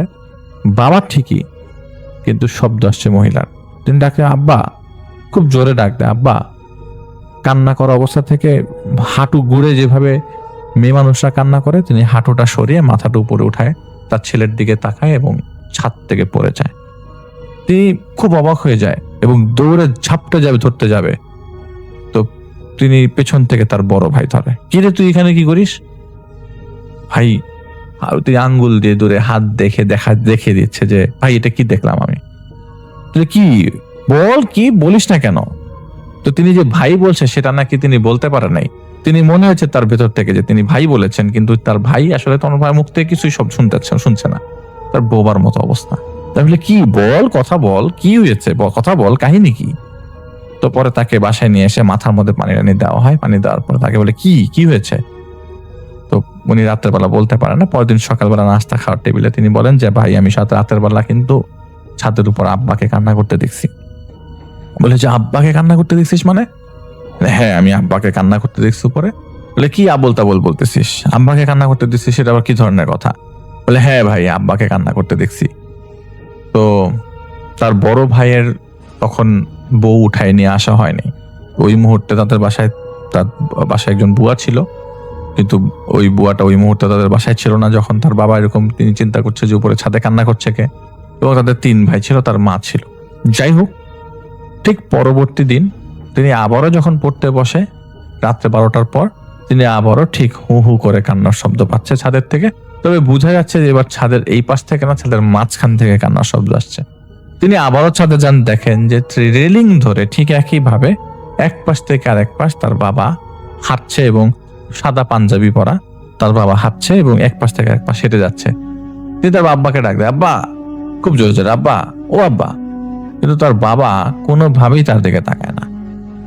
আবারও ঠিক একইভাবে একটা সার্টেন টাইমে 5-10 মিনিট দেখার পর তিনি হাওয়া হয়ে যান। হাওয়াটা এমন হয় ঝাঁপ দিয়ে ছাদের থেকে পড়ে যান নিচে, কিন্তু কোনো ধরনের শব্দ নাই, কিছু নাই। তিনি খুব অবাক হয়ে যায় এবং তার বাসার সবাইকে বলে যে আমি আব্বাকে দেখেছি আবারও। তো সবাই মনে করে যে হয়তো ওর কোনো সমস্যা, হয়তো বাবাকেও বেশি মিস করছে, অথবা তার মধ্যে বেশি ঢুকে গেছে জিনিসটা, যার কারণে তাই বেশি মিস করতে করতে তার মধ্যে এরকম হ্যালুসিনেশন ভাবটা চলে আসছে। তো বাসার সবাইকে তিনি বলেন যে না, আমার মধ্যে কোনো হ্যালুসিনেশন ভাব আসে নাই, আমি একজন ডাক্তার মানুষ, আপনি সব জিনিস আমার সাথে জড়িয়ে দিয়েন না, আমি কিন্তু আমার বাবাকে দেখতে পাচ্ছি। তার কিছুদিন পরে রাতের বেলা তিনি পড়ছিলেন, তার বাবার পছন্দের খাবার ছিল রুটি আর গরুর মাংস। তো রুটি আর গরুর মাংসের গন্ধ আসতে থাকে রাত 3টার দিকে। তিনি শুয়ে পড়েছিলেন, তো তখনও ঘুমাননি, কিন্তু গন্ধ পাচ্ছেন। তিনি ড্রয়িং রুমে যান, ড্রয়িং রুমে যেয়ে দেখেন যে তার বাবা টেবিলে খাচ্ছে, এবং ড্রয়িং রুমে কোনো লাইট জ্বলছে না, শুধুমাত্র ফ্রিজের লাইট জ্বলছে। ফ্রিজের দরজা খোলা, ফ্রিজের লাইট জ্বলছে, তার বাবাকে পরিষ্কার ফ্রিজের লাইটের আলোতে দেখা যাচ্ছে তার বাবা ডাইনিং টেবিলে বসে খাচ্ছেন। সে খুব অবাক হয়ে যায়, ঘটনা কি, আমার বাবাকে এরকম করে দেখতে পাচ্ছি কেন? ফ্রিজের ভিতর থেকে আসছে পুরা মাংসের, একদম গলা মাংসের একদম পানি বেরিয়ে বেরিয়ে পড়ছে ফ্রিজের চারিপাশে। ফ্রিজটা ছিল ড্রয়িং রুমের সাথে, ডাইনিং স্পেসের সাথে লাগানো। তো সেই পানি পুরো ভরে গেছে, আর ঠান্ডা পানি পিছলে তিনি পড়ে যান সেই পানির মধ্যে। সবাইকে চিৎকার করে ডাক দেয়। সবাই মনে করে যে আসলে ফ্রিজের লাইনটা, মেইন লাইনটা ওই বন্ধ করেছে। কারণ সবাই আসার পর দেখে ফ্রিজের মেইন লাইনটা বন্ধ, এবং ফ্রিজ থেকে যত সব জিনিসপত্র ছিল, মাংস টাংস রাখা ছিল, সব গলে বের হয়ে যাচ্ছে, গলে পানি বের হয়ে পড়তেছে টপ টপ করে। এটা কখনো সম্ভব না, কারণ এত তাড়াতাড়ি ফ্রিজের পানি গলবে না। রাত্রেবেলা ঠিক এই জায়গাতেই বসে সবাই ভাত খেয়েছে, তো এত তাড়াতাড়ি ফ্রিজের পানি গলা সম্ভব না, ফ্রিজের জিনিসপত্র গলা সম্ভব না। মাত্র রাত্রে যদি 10টার দিকে সবাই খেয়ে থাকে, আর রাত্রে 3টার মধ্যে 5 ঘন্টা, এটা কখনো সম্ভব না। তো তিনি বলে যে না, আমি সত্যি সত্যি আমার আব্বাকে দেখতে পাচ্ছি, আসলে আমি জিনিসটা ভালোভাবে দেখছি না, তোমরা এখন ইফেক্টিভ ডিসিশনে যাও। এর মাঝে তার মেজো ভাই একজন হুজুরকে নিয়ে আসে। সেই হুজুর কিছু বলতে পারে না। হুজুর বলে যে বাসার মধ্যে খারাপ নজর আছে, আপনারা আমাকে না, আরেকজন ভালো মানুষকে দেখান, তবে আপনাদের এই নজর কাটানোর জন্য আমি কিছু জিনিস দিয়ে যাচ্ছি। কিন্তু কোনোভাবে সম্ভব হচ্ছে না। পরে নাকি কোন জায়গা থেকে একজনকে হুজুরকে নিয়ে আসা হয়, অনেক দূর থেকে নিয়ে আসা হয়। সেই হুজুরের বয়স নাকি প্রায় 90-এর উপরে। সেই হুজুরকে সাথে আরো 2-3 জন আসে। তারা আসার পর বলে যে আপনার বাবা কিভাবে মারা গেছে একটু বলেন তো। বলে যে আমার বাবা তো ক্যান্সারের রোগী ছিল। বলে সবকিছু ঠিক আছে, কিন্তু আপনার বাসার মধ্যে আমি বেশ কিছু জিনিসের মুভমেন্ট দেখতে পাচ্ছি, যেটা আমার কাছে নর্মাল মনে হচ্ছে না। আমি জানি তারা আপনাকে ক্ষতি করছে না, কিন্তু যে মুভমেন্টটা আমরা দেখতে পাচ্ছি সেটা ভালো না। আপনারা সবাই একটু সাবধানে থাকবেন, আমাকে একটু দেখতে দেন আসলে কি হচ্ছে। আমি এখনই আপনাদের বাসায় চাইলেই সেই জিনিসগুলো দেখতে পারবো না, আমাকে দেখার জন্য কিছুদিন সময় দিতে হবে। তো এরই মাঝে আরো কিছু জিনিসপত্র তারা দেখতে পারে। তার বাবাকে বেশ কিছু বেশ কয়েকবার স্বপ্নে দেখে যে তার বাবার কবরের পাশে, যে তার বাবার যে কবর, সেই কবরের পাশে তার বাবার বুকের উপরে শরীর ভেদ করে একটা গাছ ঢুকিয়ে দেওয়া আছে। সেই গাছের ভিতরে প্রচুর সাপ। এটা তো তিনি স্বপ্নে দেখেন, ছোট ছেলে। তার বাবার লাশের ভিতরে এরকম লাশের ভিতরে কবরের পাশে লাশ পড়ে আছে, এবং লাশের মাঝখান দিয়ে একটা গাছ গেঁথে দেওয়া। সেই গাছ এমন ভাবে গাঁথা, সেই গাছগুলোর থেকে অনেকগুলা সাপ জড়িয়ে আছে, সেই লাশ সহ পেঁচিয়ে ধরে রেখেছে। এবং লাশের মুখটা পুরো ফুলে যতটুকু না সাইজ, তার ট্রিপল হয়ে গেছে লাশের মুখের সাইজ, এবং চোখগুলা গলে এখান থেকে পোকা বেরোচ্ছে। এরকম স্বপ্ন তিনি দেখেন। সেই স্বপ্নের কথাটা 7 দিন পর সেই হুজুরকে বলেন। সেই হুজুর বলেন যে আসলে আপনাদের কোনো দোষ নাই, এই ঝামেলাটা হয়েছে এক বিপত্তি। আপনাদের যে গ্রামের বাড়ি, সেই গ্রামের বাড়িতে হয়তো কোনোভাবেই আপনার দাদা মারা যাওয়ার পর সেই দাদার কবরের কাফন নিয়ে কেউ একজন তাবিজ করেছিল, অন্য কাউকে তাবিজ করার জন্য। সেটা আপনার দাদার কবরের কাফনটা ইউজ করে। সেই কাফনের সহিত আপনার বাবা এবং আপনার দাদা থেকে আপনার বাবা, মানে আপনার বড় বাবার কাফনের মধ্যে, সে বহু আগের কথা, কেউ একজন কাফনটা নিয়ে সেই সেই কবর থেকে কাফনটা সরিয়ে কাফন কেটে টুকরো করে কোনো একটা ব্ল্যাক ম্যাজিক করে, যেটার ইফেক্ট আপনার বাবা দেখেছে। আপনার বাবা কি প্রায় সময় পাগলামি করতো, রাতের বেলা ছাদে উঠে চুপচাপ বসে থাকতো, একা একা চা খাইতো এবং কথা বলতো একা একা?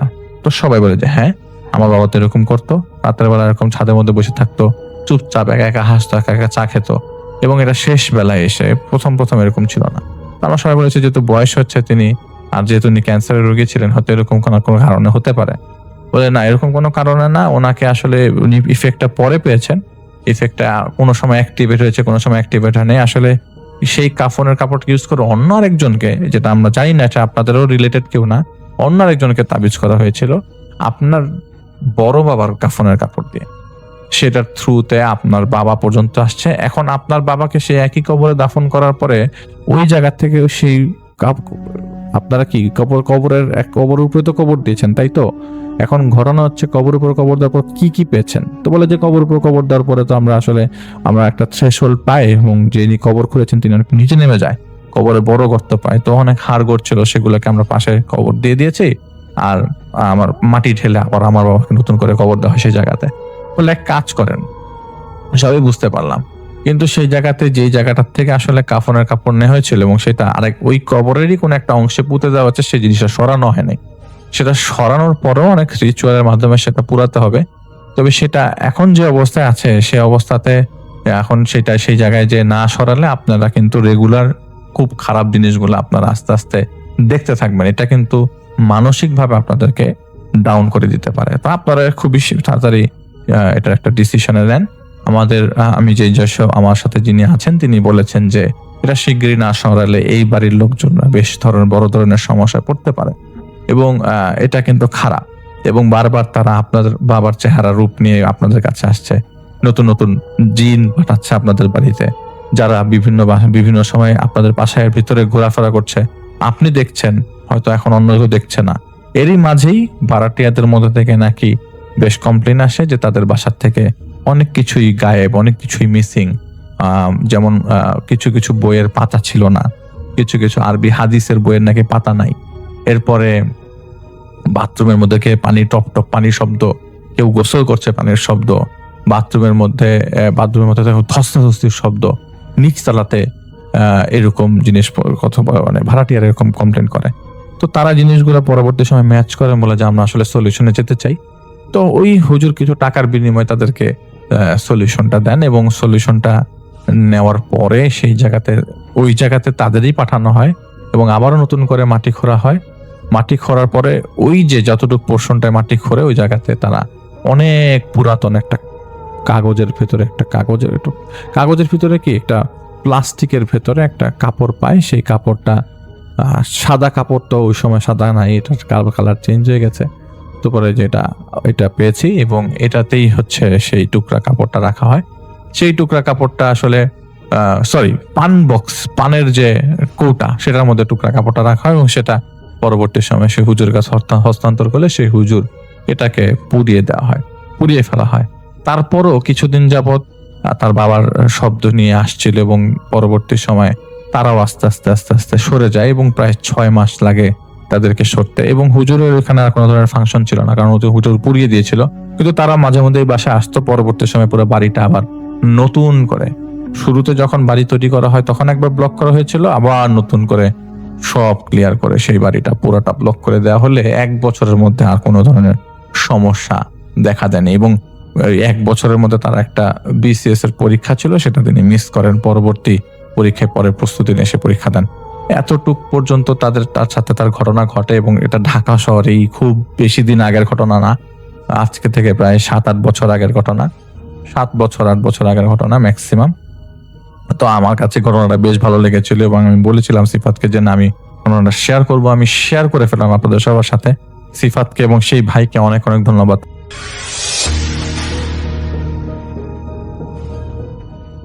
তো এই ঘটনাটা ঘটে 2015 সালে রূপা নামে একটা মেয়ের সাথে এবং তার পরিবারের সাথে।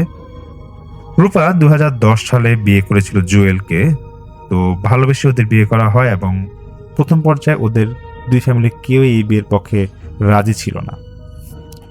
তো ভালো যখন ওদের জীবনযাপন যাচ্ছিল, ঠিক বিয়ার 2 বছরের মাথায় জুয়েল এবং রূপার মধ্যে বেশ সমস্যা সৃষ্টি হয়। মানে এক কথায় পারিবারিক কলহ, একজন নাকি আরেকজনকে দেখতে পারতো না, প্রায় নাকি ওদের মধ্যে ঝগড়া লেগে থাকতো। একটা পর্যায়ে রূপা এতটাই বিরক্ত হয়ে যায় জুয়েলের প্রতি যে সে ওর নিজের বাড়িতে এসে পরে রাগ করে। তো জুয়েল নাকি ওকে বাড়ি থেকে মানে ওদের জুয়েল রূপাদের বাড়ি থেকে নিয়ে আসার জন্য অনেক চেষ্টা করেছিল। তো রূপা নাকি একবারে বলেছিল যে না, সে আর কখনোই জুয়েলের বাড়িতে যাবে না। তার কিছুদিন পরে জুয়েলের লাশ পাওয়া যায় ওদের বাড়ির ঠিক আশেপাশেই, মানে জুয়েলদের বাড়ির ঠিক আশেপাশেই। অনেকেই মনে করে হয়তো রূপা কাউকে দিয়ে ওকে খুন করিয়েছে, কিন্তু না, আসলে এটা পরে একটা পর্যায়ে প্রমাণ হয় যে না, ও সুইসাইড করেছিল জুয়েল। যাই হোক, এরকম জুয়েল যখন মারাও যায় তখন নাকি জুয়েলের লাশটা পর্যন্ত রূপা দেখতে আসে না, এতটা বিরক্ত ছিল সে। তো এটার বছর খানিক পর রূপার আরেক জায়গায় বিয়ে হয়, কিন্তু বিয়ে হওয়ার পরেও রূপা ওর মায়ের কাছেই থাকতো। তো বিয়ের ঠিক 7 কি 8 দিন পরে রূপার ফ্যামিলিতে প্রথম যে সমস্যাটা হয় সমস্যাটা হয় ওর মায়ের সাথে। তো বলে রাখতেছি আগে দিয়ে যে রূপা কিন্তু হাজবেন্ডের সাথে ওর মায়ের বাড়িতেই থাকতো কোন একটা কারণে, মানে সে ওর শ্বশুর বাড়িতে থাকতো না। তো যেদিন এই ঘটনাটা ঘটে, এটা ফজরের ঠিক আগ মুহূর্তে রূপার মা উনি নাকি অজু করতে যাবে, উনি ফজরের নামাজ পড়ে, তো ঠিক তার আগ মুহূর্তে অজু করতে যাবে। তো উনি দেখতেছে তখনও মনে আজান দেয় নাই, ওনার চোখে একটু ঘুম ঘুম ভাব ছিল। উঠানের ঠিক একটা পাশেই ছিল ওনাদের ওয়াশরুমটা। উনি যখন ওয়াশরুমে ঢুকতে যাবে, উনি হঠাৎ করে দেখতেছে যে ওনার চুলটা পিছন দিয়ে হ্যাঁচকা টান দিতেছে কে জানে, এবং উনি এতটাই ব্যথা পায় পিছিয়ে দেখতেছে যে ওনার মেয়ে রূপা, এবং এটা দেখে উনি চিৎকার দিয়ে বলতেছে যে মা, তুই এত রাতে আমার চুল টান দিলি কেন? এটা বলতেই নাকি রূপা ওনার মা মানে রূপার মায় নাকি হাতে কামড় দিছে, এবং রূপার মা নাকি এত জোরে চিৎকার দিছে যে তখন নাকি হঠাৎ করে মানে উনি কিছু বলতে পারতেছে না কি হচ্ছে। এমন সময় নাকি ফজরের আজান দিবে এবং রূপা নাকি দৌড় দিয়ে চলে যায়, এবং রূপার মাও দৌড় দিয়ে ঘরের মধ্যে এসে পড়ে, এবং এসে উনি জোরে জোরে চিৎকার করে কাঁদতেছে। ওনার কান্না শুনে রূপা এবং রূপার হাজবেন্ড পাশের রুম থেকে এসে পড়ে, এবং ওনাদের অন্যান্য আশেপাশে যারা ছিল ওরাও এসে পড়ে এবং বলতেছে মা কি হয়েছে। উনি নাকি জোরে জোরে কাঁদতেছে, বলতেছে রূপা তুই এটা আমার কি করলে, আমার হাতে কামড়ালি কেন মা, আমার চুল টানলি কেন মা। এটা বলতেই নাকি সঙ্গে সঙ্গে উনি সেন্সলেস হয়ে যায়। সবাই ভাবে হয়তোবা খারাপ কিছু দেখছে উনি, এর জন্য ভয় পেয়ে কাজটা মানে এরকম হয়েছে ওনার। তো কিছুক্ষণ পর যখন ফজরের জামাত শেষ হয় তখন মসজিদ থেকে হুজুর নিয়ে আসা হয়, এবং রূপার মাকে মানে রূপার মাকে উদ্দেশ্য করে ওই ঝাড়ফুঁক দেওয়া হয়। সেই হুজুর ঝাড়ফুঁক দেন এবং হুজুর বলতেছে হয়তো খারাপ কিছু দেখছে, কোনো সমস্যা নেই, ঠিক হয়ে যাবে। তো এরকম ওই আশা নিয়ে তো সবাই বসে আছে, কিন্তু নাকি দিনের 10টা 11টা বাজে রূপার মায়ের কোনো সেন্স আসে না। শুধু ঘুমের মধ্যে কিছুক্ষণ পর পর নাকি উনি উঠার চেষ্টা করে, উনি সেন্সের যে অবস্থায় যে ঘুমের মধ্যে উঠার চেষ্টা করে কিন্তু উঠতে পারতেছিল না, আবার নাকি উনি পড়ে যাচ্ছিল। এই হতে হতে নাকি আসরের সময় গিয়ে ওনার সেন্স আসে, এবং উনি খেয়াল করতেছে যে উনি উঠে বসতে পারতেছে, কিন্তু হাঁটার যে ক্ষমতাটা সেটা ওনার নাই। ওনার নাকি প্রায় কোমর থেকে পা পর্যন্ত অবশ হয়ে গেছে। এটা ঘটার পর তো বাসার সবাই একটু ভয় পেয়ে যায়। 2-1টা হুজুর সেদিন আনে, কিন্তু কোনো হুজুরই সেই সমস্যার সমাধান করতে পারে না, বলে হয়তো উনি শারীরিকভাবে একটু অসুস্থ হয়ে গেছে দেখে সমস্যাটা হয়েছে। তো যাই হোক, ওনারা আশা কয়েকদিন ধরে নাকি বেশ চিকিৎসা করতেছিল, কিন্তু রূপার মার কোনো সমাধান হচ্ছিল না। এদিকে তো রূপার মা অসুস্থ। ঠিক তার 2-1 দিন পরে উনি ঘুমের মধ্যে হঠাৎ করে স্বপ্ন দেখতেছে যে ওনার আগের যে হাজবেন্ড জুয়েল ওনাকে ডাকতেছে এবং বলতেছে যে রূপা তুমি আমার কাছে এসে পড়ো, তুমি আর ওই বাড়িতে থাইকো না। এই কথা যখন বলতেছে তখন নাকি রূপা হঠাৎ করে ঘুম থেকে উঠে গেছে। সে উঠে দেখতেছে ওর পাশে ওর বর্তমান যে স্বামী সেই শোয়া। তো যাই হোক, এরকম তো রূপা শুয়ে যায়, মানে রূপা শুয়ে যাওয়ার পর আবার সে স্বপ্ন একই দেখতেছে। ওর আগের স্বামী জুয়েল বলতেছে যে তুমি খুব ক্ষতি করলা আমার, তুমি আমাকে বাঁচতে দিলে না ঠিকভাবে। তো রূপা নাকি একটু ঘুম থেকে উঠে সে ভাবতেছে কি ব্যাপার, এতদিন পর আমি জুয়েলকে স্বপ্ন দেখতেছি, এগুলা কেন হইতেছে, আর পর কেন আমি ওকে 2বার স্বপ্ন দেখলাম। তো যাই হোক, এরকম সমস্যা হচ্ছিল। তো আরেকটা হুজুর, মানে বেশ বড় একটা হুজুর ওদের বাসায় আনা হয়। তো সেই হুজুরকে বলা হয় সম্পূর্ণ ঘটনা, যে এরকম আমার মা এরকম অসুস্থ হয়ে গেছে, উনি পায়ের নিচ থেকে এরকম পায়ের নিচটা ওনার প্রায় অবস্থা গেছে, কি করা যায়, কি আসলে খারাপ কিছু ওনাকে ভর করছে নাকি অন্য কিছু হয়েছে, একটু দেখেন না। আর রূপা বলতেছে যে আমিও অনেক সময় উল্টাপাল্টা স্বপ্ন দেখতেছি, এগুলো একটু দেখেন কি আমাদের বাসায় কোনো কিছু খারাপ কিছু হয়েছে নাকি বা কেউ আসর করছে নাকি। তখন সেই হুজুর বলতেছে যে কোনো কিছু আসর করে নাই, তবে আপনারা মনে হয় কারো ক্ষতি করতে চাইছিলেন, ওইটাকে ওইরকম কেউ মনে হয় আপনাদের সমস্যা করতেছে। এটা বলার পরে সেই বড় হুজুর চলে যায়, এবং সেই বড় হুজুর চলে যাওয়ার সময় সেই তসলিম সাহেবের ঠিকানা দিয়ে বলতেছে দেখেন আমার থেকে আর একজন আধ্যাত্মিক লাইনের একজন মানুষ আছে, ওনার সাথে যোগাযোগ করেন, দেখেন উনি সমস্যা একটা সমাধান করতে পারবে। তো বাসায় যখন এরকম সমস্যা চলতেছিল তার কয়েকদিন পর নাকি সে তসলিম সাহেবকে খবর দেওয়া হয় এবং তসলিম সাহেব উনি আসেন।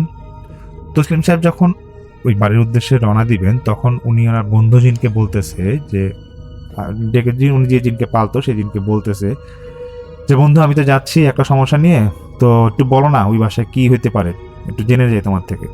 তখন সে বন্ধু জিন বলতেছে যে তুমি ওই বাসায় যাবা সবই ঠিক আছে, কিন্তু ওই বাসায় যদি কোনো মেয়ে বা কোনো মহিলা যদি তোমাকে কিছু বলে এটা সহজে বিশ্বাস করবা না, এটাই তোমাকে বলে রাখলাম। তারপর তুমি যা করার করো, নাহলে আমাকে ডাকবা তুমি। তখন তসলিম সাহেব সে বাসায় যায় এবং সবার কাছ থেকে ঘটনাগুলো শুনে যে কি সমস্যা কার কি হচ্ছিল। তো তসলিম সাহেব প্রথমে রূপাকে ডাকে, বলতেছে যে তোমার সাথে আমার কিছু কথা আছে, তো আমি তোমাকে নিয়ে একটু বসবো, আর ওই আশেপাশে একটু মানে খাবার পানি রেখো, একটু পানি রাখতে পারে। তখন একটা জায়নামাজে তসলিম সাহেবের বিপরীতে রূপাকে বসানো হয় এবং রূপার স্বামী পাশেই ছিল, মানে বর্তমান স্বামী যে ছিল, এবং রূপার মাও মানে খাটের মধ্যে বসা। তো তসলিম সাহেব বলতেছে, রূপাকে দেখেই বলতেছে যে তোমাকে খারাপ কিছু একটা আসর করছে এবং তোমার মাকেও আসর করছে, এজন্য তোমার মা তো অসুস্থ আছেই, এবং তুমি যে মাঝে মাঝে খারাপ স্বপ্ন দেখো এবং তোমাকে দেখে বোঝা যাচ্ছে তোমাকে খারাপ কিছু একটা আসর করছে, এবং তুমি বুঝতেছো না যে তোমার শরীরের মধ্যে কি কি সমস্যা আছে, আমি এটা তোমাকে দেখেই বুঝতে পারতেছি। তো তসলিম সাহেব বলে যে ঠিক আছে, সমস্যা না, আমি পুরো ঘরের দরজা জানলা সবকিছু আটকায় দাও, আমি একটা জিন হাজির করবো, এটাতে ভয় পাওয়ার কিছু নাই। এবং রূপার হাজবেন্ডকে বলতেছে যে আপনার স্ত্রীর উপর একটা আমি জিন হাজির করবো, তো আপনারা ভয় পাবেন না। তখন শুধু ওর বন্ধু জিনটা তসলিম সাহেবের কানে কানে নাকি এসে বলে গেল যে কোনো বেইনসাফি করবেন না, যেটা করবেন ঠিকই করবেন, কিন্তু কোনো মেয়ে মানুষের কথা এখানে এই ঘরে বিশ্বাস করবেন না। কিছুক্ষণের মধ্যে নাকি সেই রূপার উপরে একটা জিন এসে ভর করে, এবং জিন ভর করার সঙ্গে সঙ্গে তসলিম সাহেব বলতেছে যে তুই এই ফ্যামিলিটার প্রতি এরকম সমস্যা সৃষ্টি করছিস কেন, কি করছিস, মানে কি হয়েছে এখানে বলতো আমাকে। তখন সেই জিনটা বলতেছে যে আমি যদি সত্য কথা বলি তাহলে এটা সমাধান করতে পারবেন, তাহলে আমি এটার সত্য কথাটা বলবো। তখন তসলিম সাহেব বলতেছে হ্যাঁ আমি এটা সমাধান করবো, বল কি হয়েছে, কি সমস্যা করছে তোর এই ফ্যামিলি। তখন সেই জিনটা বলতেছে, যেটা রূপার উপর ভর করেছিল, সে বলতেছে দেখেন আমি অন্য ধর্মের একটা জিন, তো আজ থেকে বছরখানিক আগে রূপার মা একটা খারাপ কাজ করছে, এর জন্য আমি ওইটার মানে ওই কারণে আমি আজকে এই মানে ওদের ঘরে সমস্যাটা করতেছি। তো তসলিম সাহেব বলছে কি সমস্যা একটু শুনি। তখন সেই জিন বলতেছে যে রূপা একটা ছেলেকে ভালোবেসে বিয়ে করছিল, জুয়েল, এবং রূপার মা এটা সহ্য করতে পারতো না, এবং উনি আমাকে ওই বিয়ের 2 বছরের মাথায় একটা মানে ওঝার মাধ্যমে আমাকে জুয়েলের প্রতি ভর করাইছিল, মানে ব্ল্যাক ম্যাজিক বা কালো জাদু যেটাই হোক ওই উপর ভর করাইছিল। তো ভর করানোর পর থেকে আমি সবসময় জুয়েলের পিছিয়ে লেগেছিলাম এবং জুয়েলের সবসময় ক্ষতি করতাম, এবং তার পাশাপাশি চেষ্টা করতাম যাতে রূপা জুয়েলকে ভুল বুঝে, এবং একটা পর্যায়ে জুয়েলকে আমি মানে ওর মধ্যে আমি ঢুকে আমি ওকে মেরে ফেলি, যেভাবে ও আত্মহত্যা করে। কিন্তু আত্মহত্যা করার পরে আমি যা দেখলাম যে আসলে রূপার মায়েরই দোষ, ওই ছেলের কোনো দোষ ছিল না। তারপর থেকেই আমি প্রতিজ্ঞা করি যে রূপা যদি কখনো বিয়ে করে তাহলে আমি রূপার এবং রূপার মায়ের ক্ষতি করব। আর এই জন্য আমি দেখলাম যে রূপা যে এরকম বিয়ে করছে, তারপর বিয়ের কয়েকদিনের মাথায় এসে আমি রূপার মাকে প্রথমে ক্ষতি করি, এবং আমি এতটাই ক্ষতি করি যে ওনার হাঁটাচলা পুরো বন্ধ করে দিছে আমি, সে জিন বলে আর কি। এবং সেই জিন এটাও বলে যে এখন আমি রূপাকে শেষ করব, কিন্তু আমি রূপাকে শেষ করতে পারি না, কারণ রূপার যেই রাশি সেই রাশি আমার এখানে মানে আমি সেই রাশির মানে কোনো ক্ষতি করতে পারতেছি না। তো যাই হোক, এটা বলার পরে মানে তসলিম সাহেব একটু অবাক হয়ে যায়, এবং তসলিম সাহেব বলতেছে এগুলো ভুয়া কথা বাদ দে, এইসব মিথ্যা কথা বলবি না, ওরা এত ক্ষতি করতে পারে না। তসলিম সাহেবের বন্ধু জিন নাকি আবার ওনার কানে কানে এসে বলতেছে যে আপনি এই জিনের কথা আপনি বিশ্বাস করেন, আপনি এখানে বেইনসাফি করবেন না, এটা একটা সহজ সমাধান আপনি করে যান। এটা যখন বলতেছিল তসলিম সাহেব নাকি সঙ্গে সঙ্গে বন্ধু জিনের কথায় নাকি বিশ্বাস করে, এবং তিনি বদ জিনটাকে বলতেছে যে তোর এখন শেষ কথাকে বলে যা। তখন সেই বদ জিন বলতেছে যে আমি এখান থেকে চলে যাব ঠিকই, কিন্তু এই বাসার মানুষের কারো না কারো একটা ক্ষতি হবে, এবং এটা আমি করেই ছাড়বো। এটা বলার সঙ্গে সঙ্গেই নাকি মানে তসলিম সাহেব যে কিছু একটা করবে, সঙ্গে সঙ্গে দেখতেছে যে সে বদ জিন চলে গেছে, আর সে কথা বলে না, এবং যাওয়ার সময় ওদের যে ঘরের জানলাটা ছিল জানলাটাকে জোরে একটা বাড়ি খায়। তখনই তসলিম সাহেব বুঝে যায় যে না বদ জিনটা চলে গেছে। তখন তসলিম সাহেব দেখতেছে রূপার তো সেন্স নাই, তো উনি কিছুক্ষণের মধ্যে রূপার সেন্স আনার ব্যবস্থা করে এবং বাসায় যারা ছিল ওদেরকে বলতেছে যে আসলে কি ঘটনা ঘটলো এটা তো আপনারা শুনলেন সবাই, এখন এটার কোনো সমাধান নাই, আর এটা সত্য না মিথ্যা আমি বলতে পারবো না, তবে জিন যে আমাকে এটা বলছে এটা সত্যই হবে। তো রূপার জামাই মানে একটু অবাক হয়ে যাচ্ছিল, যিনি বর্তমান জামাই ছিল। যাই হোক, তসলিম সাহেব বলে যে আমি চলে যাচ্ছি, কিন্তু আমি এটা সমাধান করতে পারবো না, কারণ আমি বিএনসি আমি করতে পারবো না। আর আপনার একটু আমি তো দেখলাম ঠিক আছে, কিন্তু আমার সাথে দ্বারা যেহেতু সমাধান হচ্ছে না, আপনার পারলে অন্য কারোর সাথে কথা বলুন বা দেখেন।